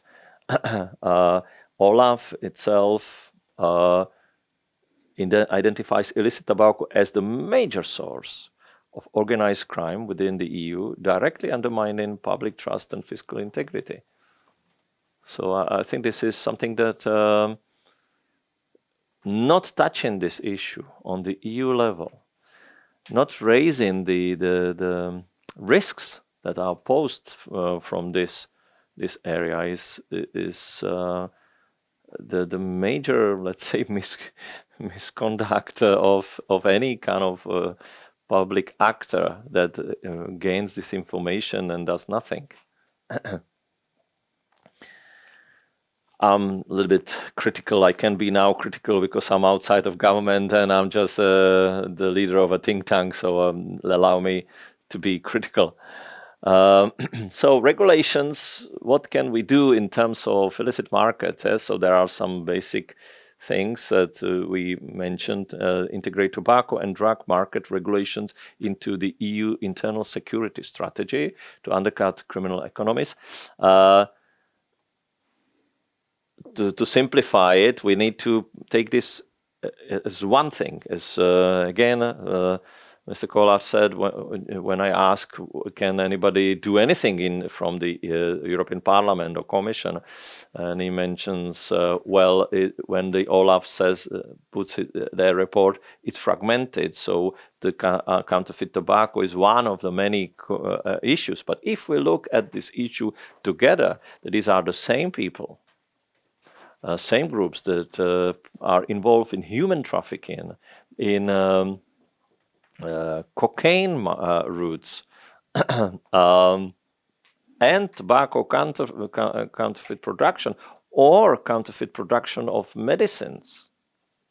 We have a recent report of another think tank called Globsec, if you want to have a look, which speaks about Russian operations, economic operations, buying inside of the EU with some kind of, as we call them, white horses, people who act as European citizens but are actually connected with Russian money, and they're buying pharma distribution. And then when we look at the counterfeit pharma product, again, it's growing. So we should look at all these issues not separately, but draw them up and how much this is interconnected. Of course, expand track and trace system to cover alcohol, raw tobacco, filters, packaging, materials. It's one of possibilities. That's a big debate about it, but I don't want to go into detail with this one. And one of the questions that is raised by a number of countries: harmonize excise policies to reduce price gaps that sustain smuggling routes. Now, we point out about the trouble in France. France says we have the trouble because you have lower taxation. Now, there, let's look at the economics of the whole thing. The counterfeit product of the whole thing, the pack of the whole pack of cigarettes, including the packaging and everything, costs less than €0.50. It's even quarter of the euro. Now, we know from the WHO that higher taxation actually stopped the epidemic. It's one of the major measures we took. But some of the economists said, but don't overdo it. If you overdo it, then you will have growing illicit market. So there is a limit to how high the tax should be. Yes, I agree, and most of us would agree that having the same policy across the EU would help, because number of the illicit and the smuggling of the cigarettes is because it's cheaper in Poland, so it's smuggled to Czech Republic, but it's reached its ceiling, approximately 6% and no higher. So the rest is a different issue. So in France, the tobacco, the pack of cigarettes is around €13. Sold on the streets, the counterfeit tobacco for €6. In Czech Republic, the official tobacco package with the label and all the taxes paid is €6. So this is a big gap, and of course it can play some role into smuggling to France. But what the research shows, or what the data shows, is the main area of growing is not smuggling from one country to another, official production, but not taxed, or taxed in one country less, smuggled to other countries, yes, but it's reached certain level. As I said, 6%, but what's actually happening is growing enormously, rapidly growing the counterfeit production. And I think if we don't accept that we have to kind of, if we think of the leveling the taxes, we have to kind of think of illicit market production. We will be in the same situation. Even if we level it to the level of France as they want it. Okay, everybody has €13 for pack of cigarettes. Are we going to head to 37% of illicit market if we do it? And I would say there is a risk. The idea that if we level it to €13, the illicit market will disappear.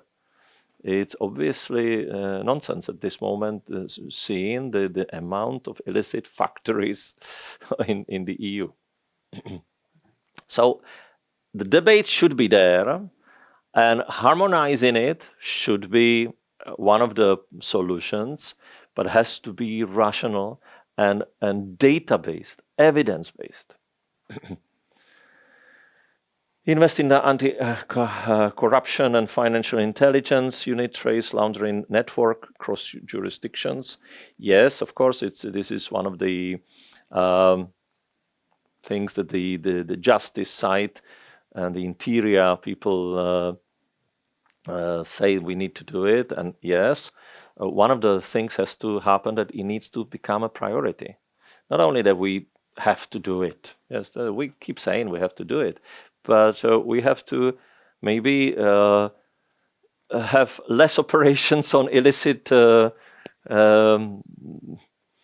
cannabis and more operation on illicit tobacco. I mean, change the priorities within the customs, within the police, within all the institutions, in the anti-corruption institutions, and look at the biggest threat. And this is actually one of the biggest threats. In my opinion, also, the whole debate on tobacco is so driven by health professionals. And I am a health professional myself. So for many years, when I heard taxation, I closed my ears as a regulator. But I was also always following in my office before, when I was under the Prime Minister, following the enormous growth of the illicit market. And I said, come on, we have to rethink that. So it's not only health risks, but at this moment it's a security defense type of risk. And in the situation of the biggest war since the Second World War in the European continent, we cannot ignore it. Of course, support whistleblowers. I think this is a debate that I want to discuss much. Let's look at the next slide. But the whole, let's say, solution must not be separated with something that I forgot to put the word in there. Without a substituted market, that's half of the solution. Half of the solution is substitute market with less risky products. If we don't have, let's research and bring them. It's actually irresponsible not to put money in such research. Let's substitute market in such way that we have lower taxation, not the same taxation on this than on cigarettes, and the regulations must not be stricter than we have on the cigarettes, which is in many ways the case. In some countries we ban alternatives and support cigarettes. In some countries we have higher regulations, if we allow on the market, on alternative to cigarettes or nicotine products than on cigarettes. So it makes no sense.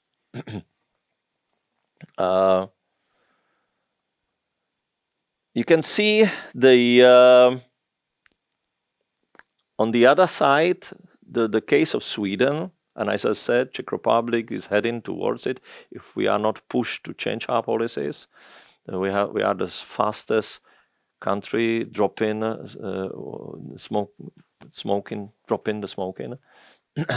But the same way as the Sweden achieved it. You have daily smokers, which is the only country that actually achieved the European Union goal of 5% of adults smokers only. We have mostly 20 and more % in many countries. But in Sweden, you have 5%, and we have also all the government data. And I would not, I would not doubt those data, thinking that Swedish government is biased. I think I heard this accusation. Another thing is very wrong, because you have clear, hard data on dropping of heart diseases and premature death by 70%. You have more than half of drop of lung cancer drop, etc., etc. So, so they actually achieve something that we only can dream of. So, and of course, the demand on illicit cigarettes in such case is low when people don't smoke. So why buying illicit cigarettes?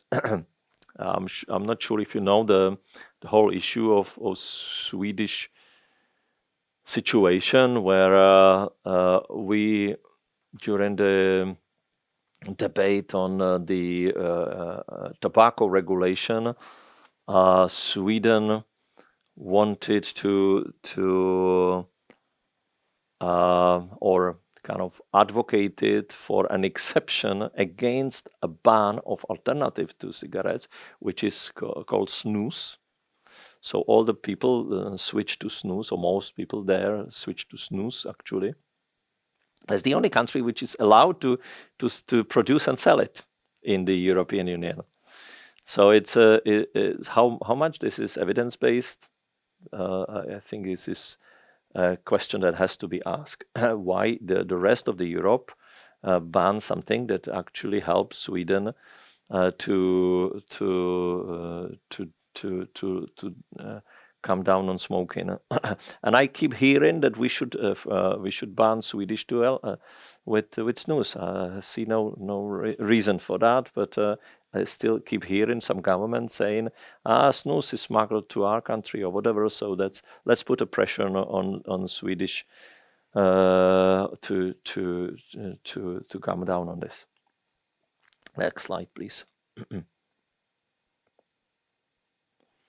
Rational and evidence-based regulation is a defensive measure to restore transparency, stabilize markets, and strengthen democratic institutions. I think I know it's a very formal way of finishing my speech, but please, let's think about it.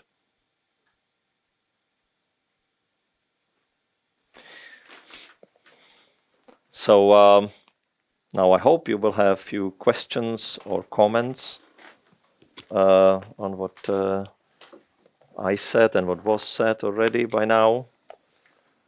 And let's allow some time, and then we can finish before 1 o'clock.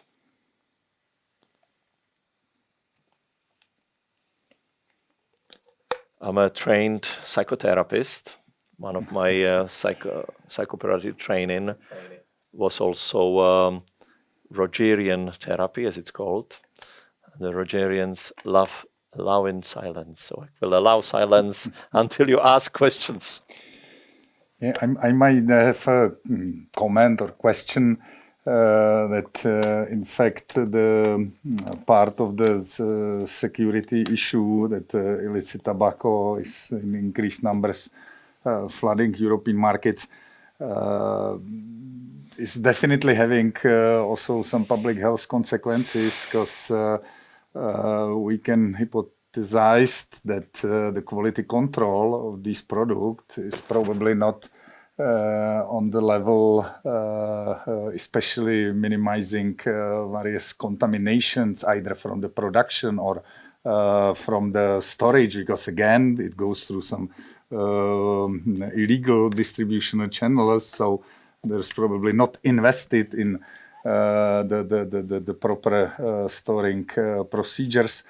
And we know that, for example, molds can create a significant risk, especially in already some disease compromised patients. And I believe that also public should be aware of this risk related to illicit tobacco sales and distribution to their health, because they are quite often paying the same price. Of course, I do understand that if they are seeking some extra discounts, then they're probably willing to take some more extra risk. But it's again a question mark how much these people really know. What are the extra risks they should consider by saving few cents or euros? But at the same time, a lot of these illicit tobacco products are sold as the legal products, so they are sold also on the same price point, if I'm right. Usually under the price, that's the whole point. In Czech Republic, you would buy, because the price of cigarettes would be around €6, so you would buy it for 4. In France, it's 13, so you buy it for 6. So that's why it's growing so much there. Yeah. So that also shows the mathematics that if we all go to 13%, that can be a problem. But anyway, to your point about the health risks. Yeah. So we know that some of the products have all kind of contaminants, and because you imagine a factory which is not a factory, it's a cellar, or it's a metal box where you produce it, because the machine is actually small. You can produce millions of cigarettes every month. So you have rats excrements in what you smoke in was found there. Really, you have all kind of contaminants. So it's not the prime tobacco that is smuggled in. It's the first tobacco you can imagine. I mean, if we probably look at the production site, it's probably going to be, for example, somewhere in Southeast Asia, in a contaminated soil where there used to be production of opium, and it was burned with some kind of chemicals. So, and it's in the soil, etc. So you name all kind of horrors you think of, and it's going to be twice worse. This is I can see Clara and Axel Klein. So maybe Clara Voboril should put her hand first. Maybe we'll give the word to her, and then we'll pass it to Dr. Axel Klein, who is joining us. He's a member of the Global Initiative Against Transnational Organized Crime. So an interesting person to have into the discussion. Clara. Yes. I hope you can hear me. I'm sorry for not turning on the camera. The camera is not working. I hope I don't offend anyone. But I see that Dr. Axel Klein is connected as a member of the Global Initiative Against Transnational Organized Crime. And I would be very interested in hearing his point of view on Jindrich Voboril's presentation, please. Here you go. So, Dr. Klein, I think the floor is yours now. Sorry, I've never had before the question before me asking what my contribution is. There you go. This was the first time. Thank you very much for having me, and thank you very much for having this whole discussion in English. I think it shows how well advanced and globalized we are already, that we are all speaking English as a second language nowadays, including myself. I want to pick up on the discussion, and then a couple of things. First of all, I think it's really right to frame it in terms of prohibition. A number of people in the chat and a number of contributors use this term, and it's always used as a way of critiquing the current system of regulative of regulation. And it says prohibition doesn't work, but I think we need to take it further. Because I think prohibition is not just a descriptor for the current system. I think prohibition is really the core element of it. And it reminds me that the way we are working out with tobacco, it reminds me of what people like me who've been in the drug policy reform movement for decades. We used to joke that there would be a time when tobacco was the baddie and cannabis was the goodie. And this is where we are today. Cannabis has become medicine, and tobacco has become a demon. And I think we need to really focus on what we are doing, because it is, as the presenters were arguing earlier, it is no longer, when we look at all these so-called tobacco alternative products, and I don't like that term because it gives such dominance to the cigarette, which was a vehicle for nicotine consumption that was popular for 150 years. But tobacco has a very long history in European culture and in global culture, as a chewing method, or in various forms of administration. But these various forms of electronic cigarettes, of pouches, chewing tobacco, all have, as far as the current research level standards are going, they have very low adverse medical impact. There is no reason for having restrictions of these draconian restrictions on them. And that there are suggests to us very clearly that it's not about public health, that this is not a campaign about public health. This has to do with something else. I mean, ditto, we could say about cannabis, the adverse health consequences of cannabis use, especially when the THC content is fairly moderate, are not severe, and we know this, and we've known it for a long time, and yet the campaigns prohibiting these substances prevail. So we can almost say that the campaigns are running to their own momentum, that are divorced from the outcomes of public health. And now, as our colleague from the European Parliament very clearly pointed out, and again, we've known this, we have related to these public health, so-called public health control campaigns. We now, as a consequence thereof, we have a huge organized crime issue. We've gifted some of our largest consumer markets to organized crime groups. And why are we doing this? We're not doing it in the name of public health. There was proof that this is we are doing it because it's running to its own momentum. And I would say that this goes back to the year of prohibition. Prohibition has become a governance model. It's the way that the states or the authorities relate to the citizens of the country. And with similar, I like that term hybrid warfare. It goes both ways. We have hybrid warfare between nations, but we also have something that's called the culture wars. And here, cannabis particularly, but all the other illicit substances, I should say currently illicit substances, they have been symbols in this hybrid war culture war between different sections of the community. And we should really, with culture wars, it goes back to, in Europe, we have had wars of religion for centuries. And this is similar where we're at the moment. These are a continuation. We talk about values, about human behavior, and principally about how we like to control the behavior of other people, which is usually what it is. The young people, the poor people, immigrant groups, but we like to control others. And you're correct. So I think prohibition is what we would like to sort of focus on. And we would like to dismantle, if we can, or at least reform the system, because it's an administrative system that has relatively moderate value at the moment, but huge costs. And this cost-benefit calculation really needs to be undertaken.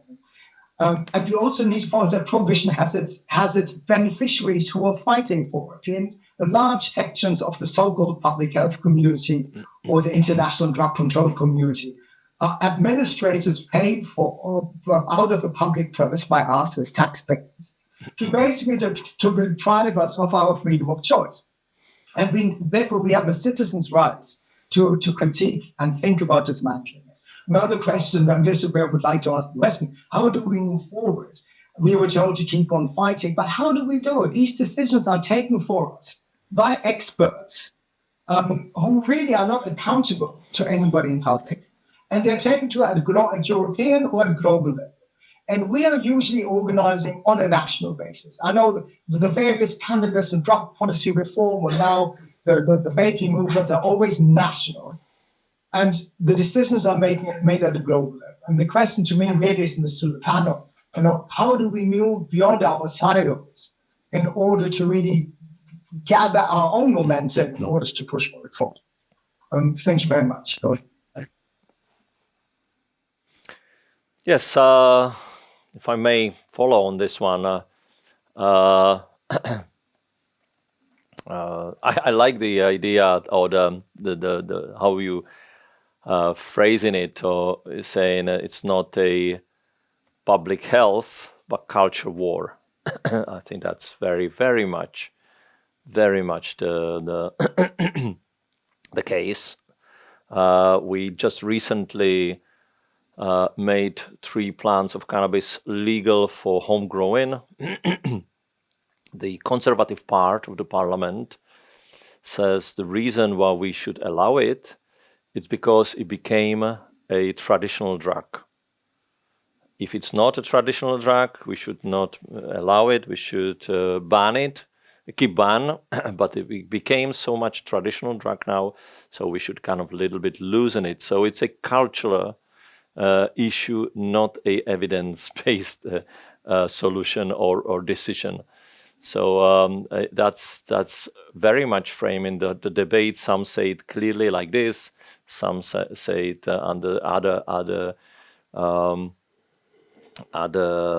kind of arguments or rhetorics, which are usually secondary, only kind of used covering what is the real issue, which is a culture war. I really agree with that, and I think it's a very good point. But I have a temptation to repeat myself with the substituted market. I think this is so important to kind of get it in our heads what actually works. We know what works. We know the substances substitute each other, and I would like to give one more example, which I forgot to mention in my presentation. 2008, we had a situation of growing heroin market in Czech Republic because usually, our drug of choice in terms of injecting drug use in Czech Republic is methamphetamine, which has been produced here for years, called Pervitin here because it's a German name for it. And since 2008, when we had reached country of 10 million people, about 15,000 everyday problem heroin users, it dropped by today to 2,000 only. That never was heard of in any EU country in such short period. Dropping of the heroin use down to not zero, but a very low number. And if we look at the people who use heroin today, it's a minority group called Romani group, and a few Russian-speaking. What happened actually? We allowed on the market very available buprenorphine at that point. Buprenorphine is one of the opioid drugs. At that point, we thought it will be for people who are kind of medium heavy users or low dose users. But to our surprise, what happened, because we allow it so easily to be available through GPs, even the chronic long years users dropped heroin and switched to lower potent drug called buprenorphine. Half of the market is actually not legal. it's leaking from the pharmacies, etc. And I have a big argument with the police. I said, listen, don't go down on this, because it's about $200 a month to spend on buprenorphine, and many people start on a illicit market, but then go to a doctor, and the people go to work, they look after their children, they don't have to get involved in organized crime, because heroin costs about $2,000 a month. It shows, without the state, kind of, or half of the intervention was done by state, but part goes through the market itself. It shows how substituted markets actually can replace higher risk substances. And with cannabis, we can see the data in different parts of the world, how it, for example, substitutes some medicines for sleeping or alcohol. I don't want to go into big details, but look at Colorado, for example, where we have drop of violent crime under the alcohol. We have growth of road accidents under cannabis, but correlates with dropping of the accidents under alcohol. So it clearly shows, and then a few other measures you can look at. For example, tax revenue in the same state, how it correlates alcohol and cannabis. Substances substitute itself, and I think this is one of the major solutions that we can actually, from evidence, bring through the consideration. Let's regulate, okay, but regulate according to the risks. The other question is that you mentioned. Yes, we have a country advocacy, let's say, or whatever lobby we can call it, for changes. but we need something global. If I understand, did you understand it the same way? What Axel said? Yes, you need something global. Yeah. We have, Yeah. in terms of Something harm reduction, we action have on the the global scale. global action we have international harm reduction associations, but they are very much focused on services. But what we say in Czech, in our legislation and in our national strategy, that harm reduction, it's an overall approach. It should not be only type of service, but it should be approach. We focus on minimizing harms and risks, and these kind of seminars and our presence in Brussels with our think tank, that's our ambition, to create network with people across EU and across the globe to raise the issues of what's actually happening to illicit market and what can we do. We are at the very beginning, but I hope we will pick up the movement. I don't know if I'm answering any of your questions, but this is our thought. May I just respond? Yes. Yes. Sorry. Yes. I just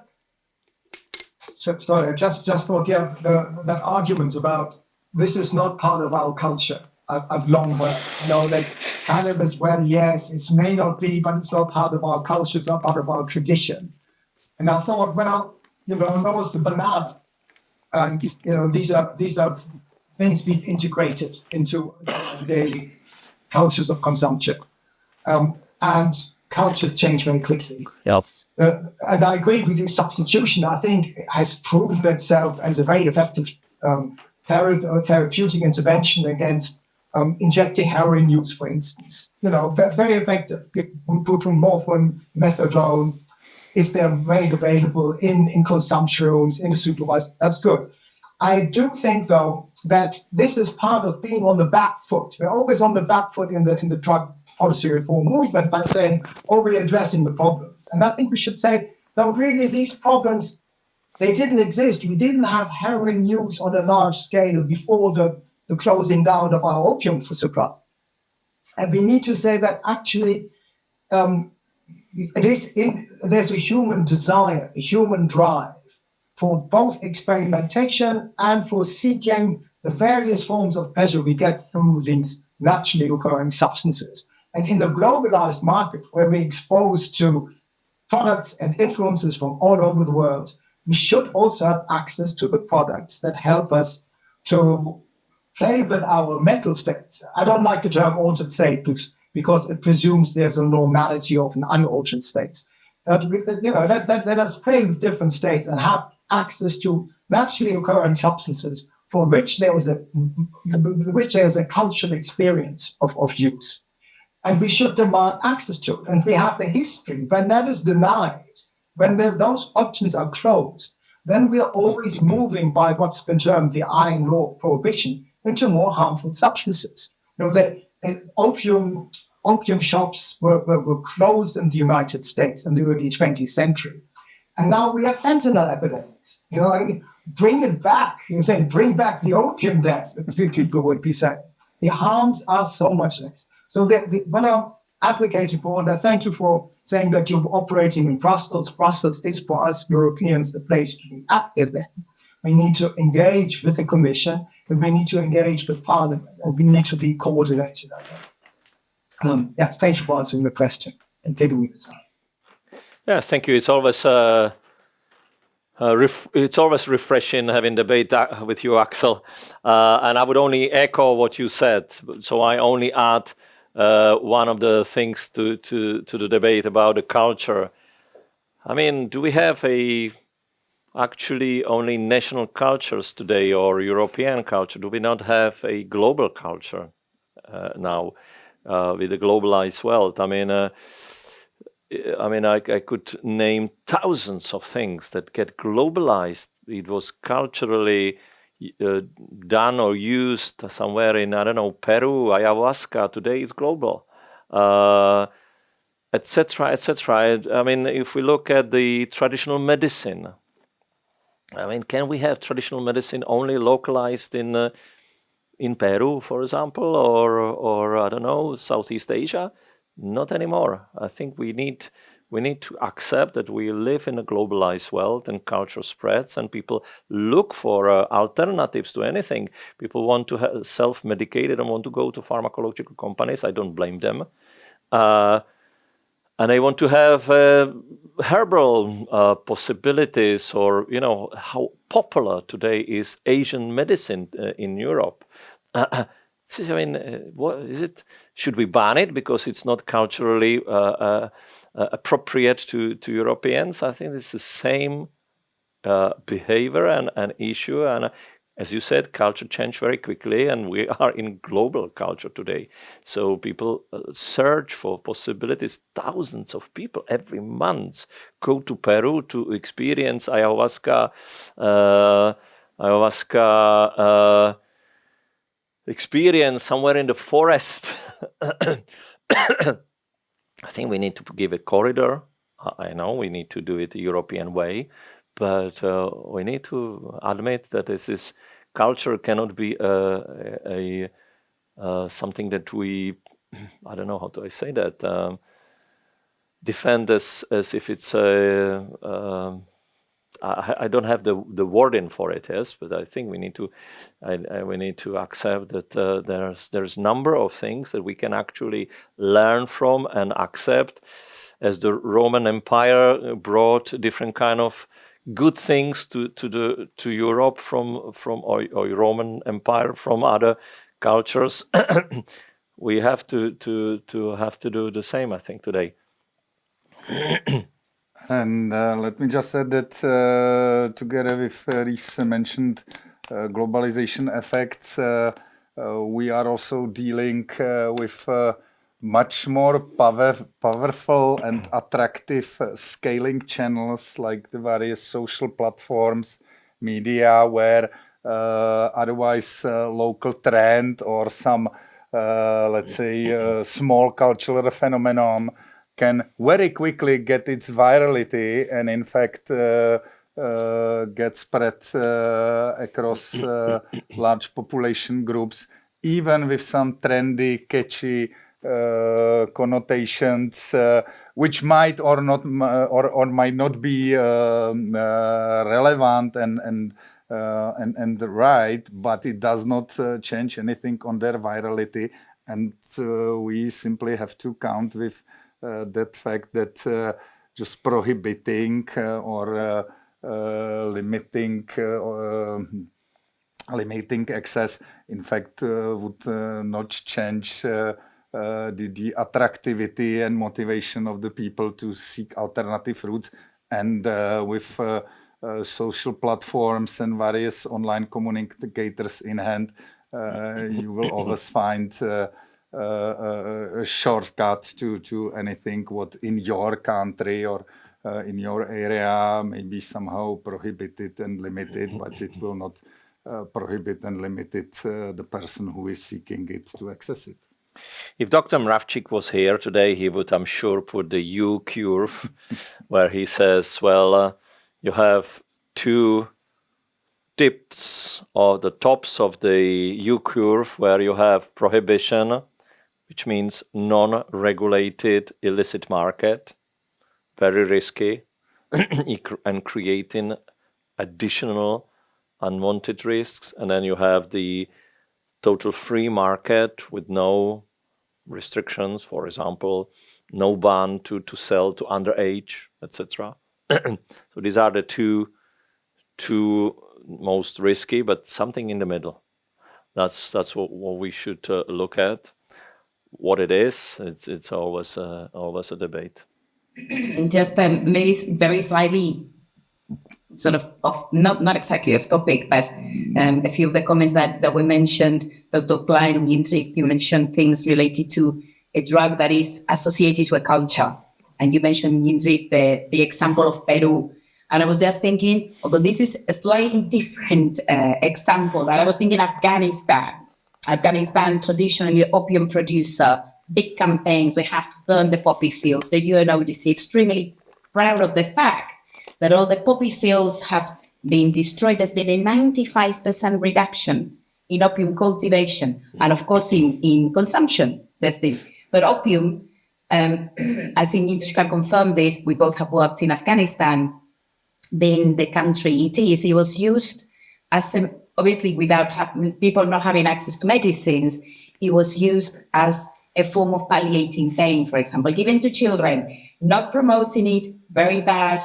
It led to addictions, indeed. So what we are seeing now in Afghanistan specifically is no poppy fields. The Taliban shadow, whatever, it's not government, Taliban people who are leading the country are proud of it. They've ticked, everything has been ticked, like we're doing very well in international standards. However, we know that there is ephedrine bushes grown in massive quantities in Afghanistan.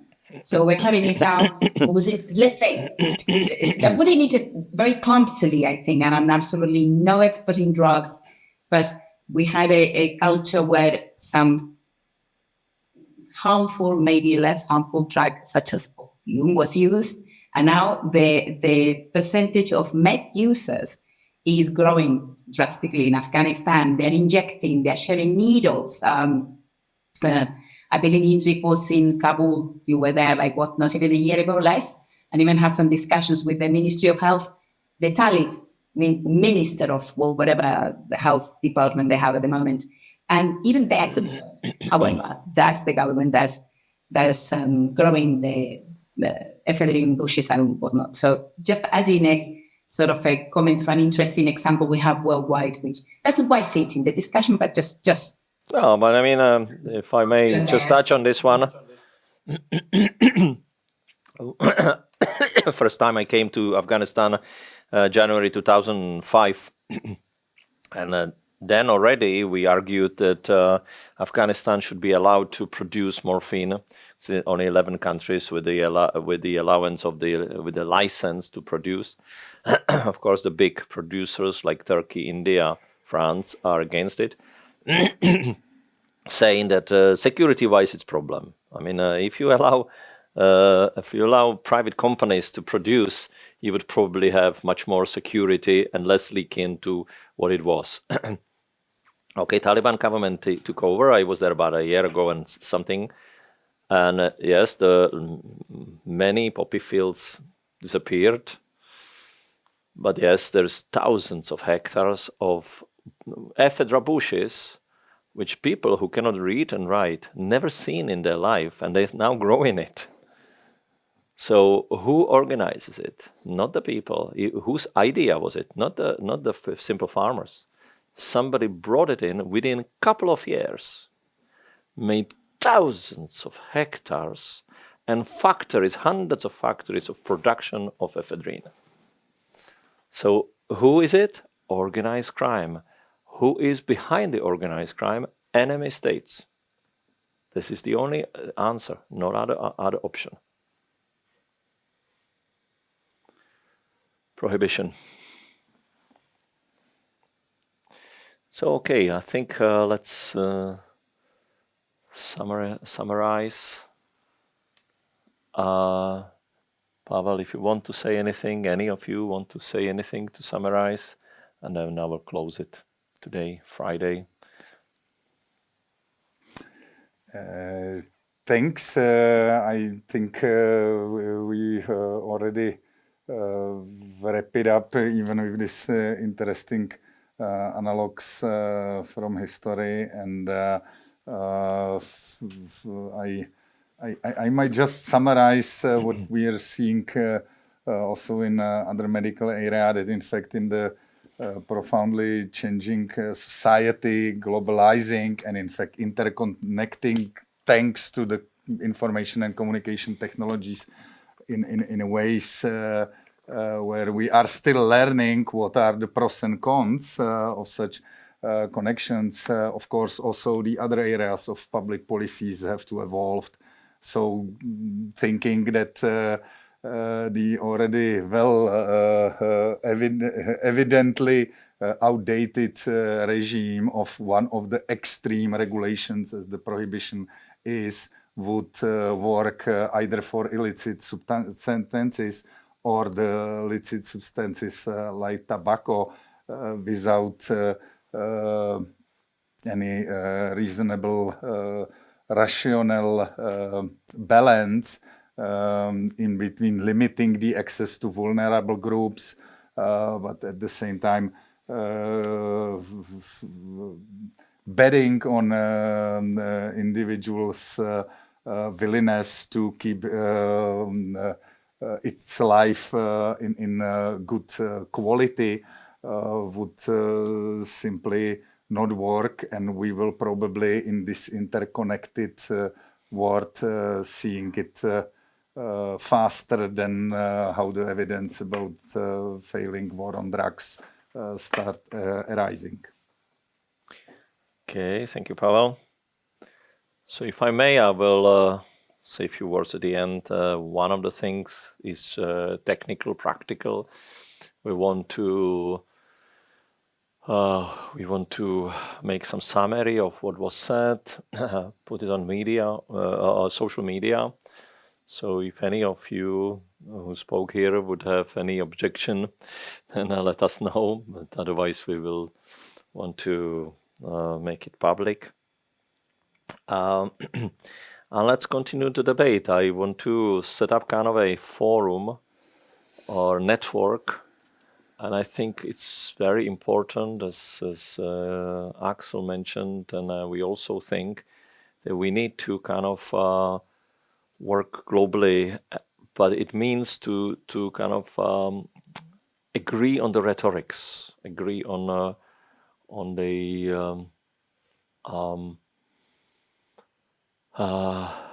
yes, the rhetorics, the wording, let's say, yes. So I think it's quite important because when we say prohibition, people can have different kind of definition on it. When we say harm reduction, people imagine different kind of things. When we say substituted market or regulated market with lower risk substances, again, we can have different kind of. So I think it's important to make the wording properly, so we can all use it and we understand what we're talking about. Yes, we are in the preparation of the new proposals of the regulation of WHO on tobacco. We are a little bit fearing that it's going to go the same way as with cannabis or other drugs, instead of looking at evidence. So I hope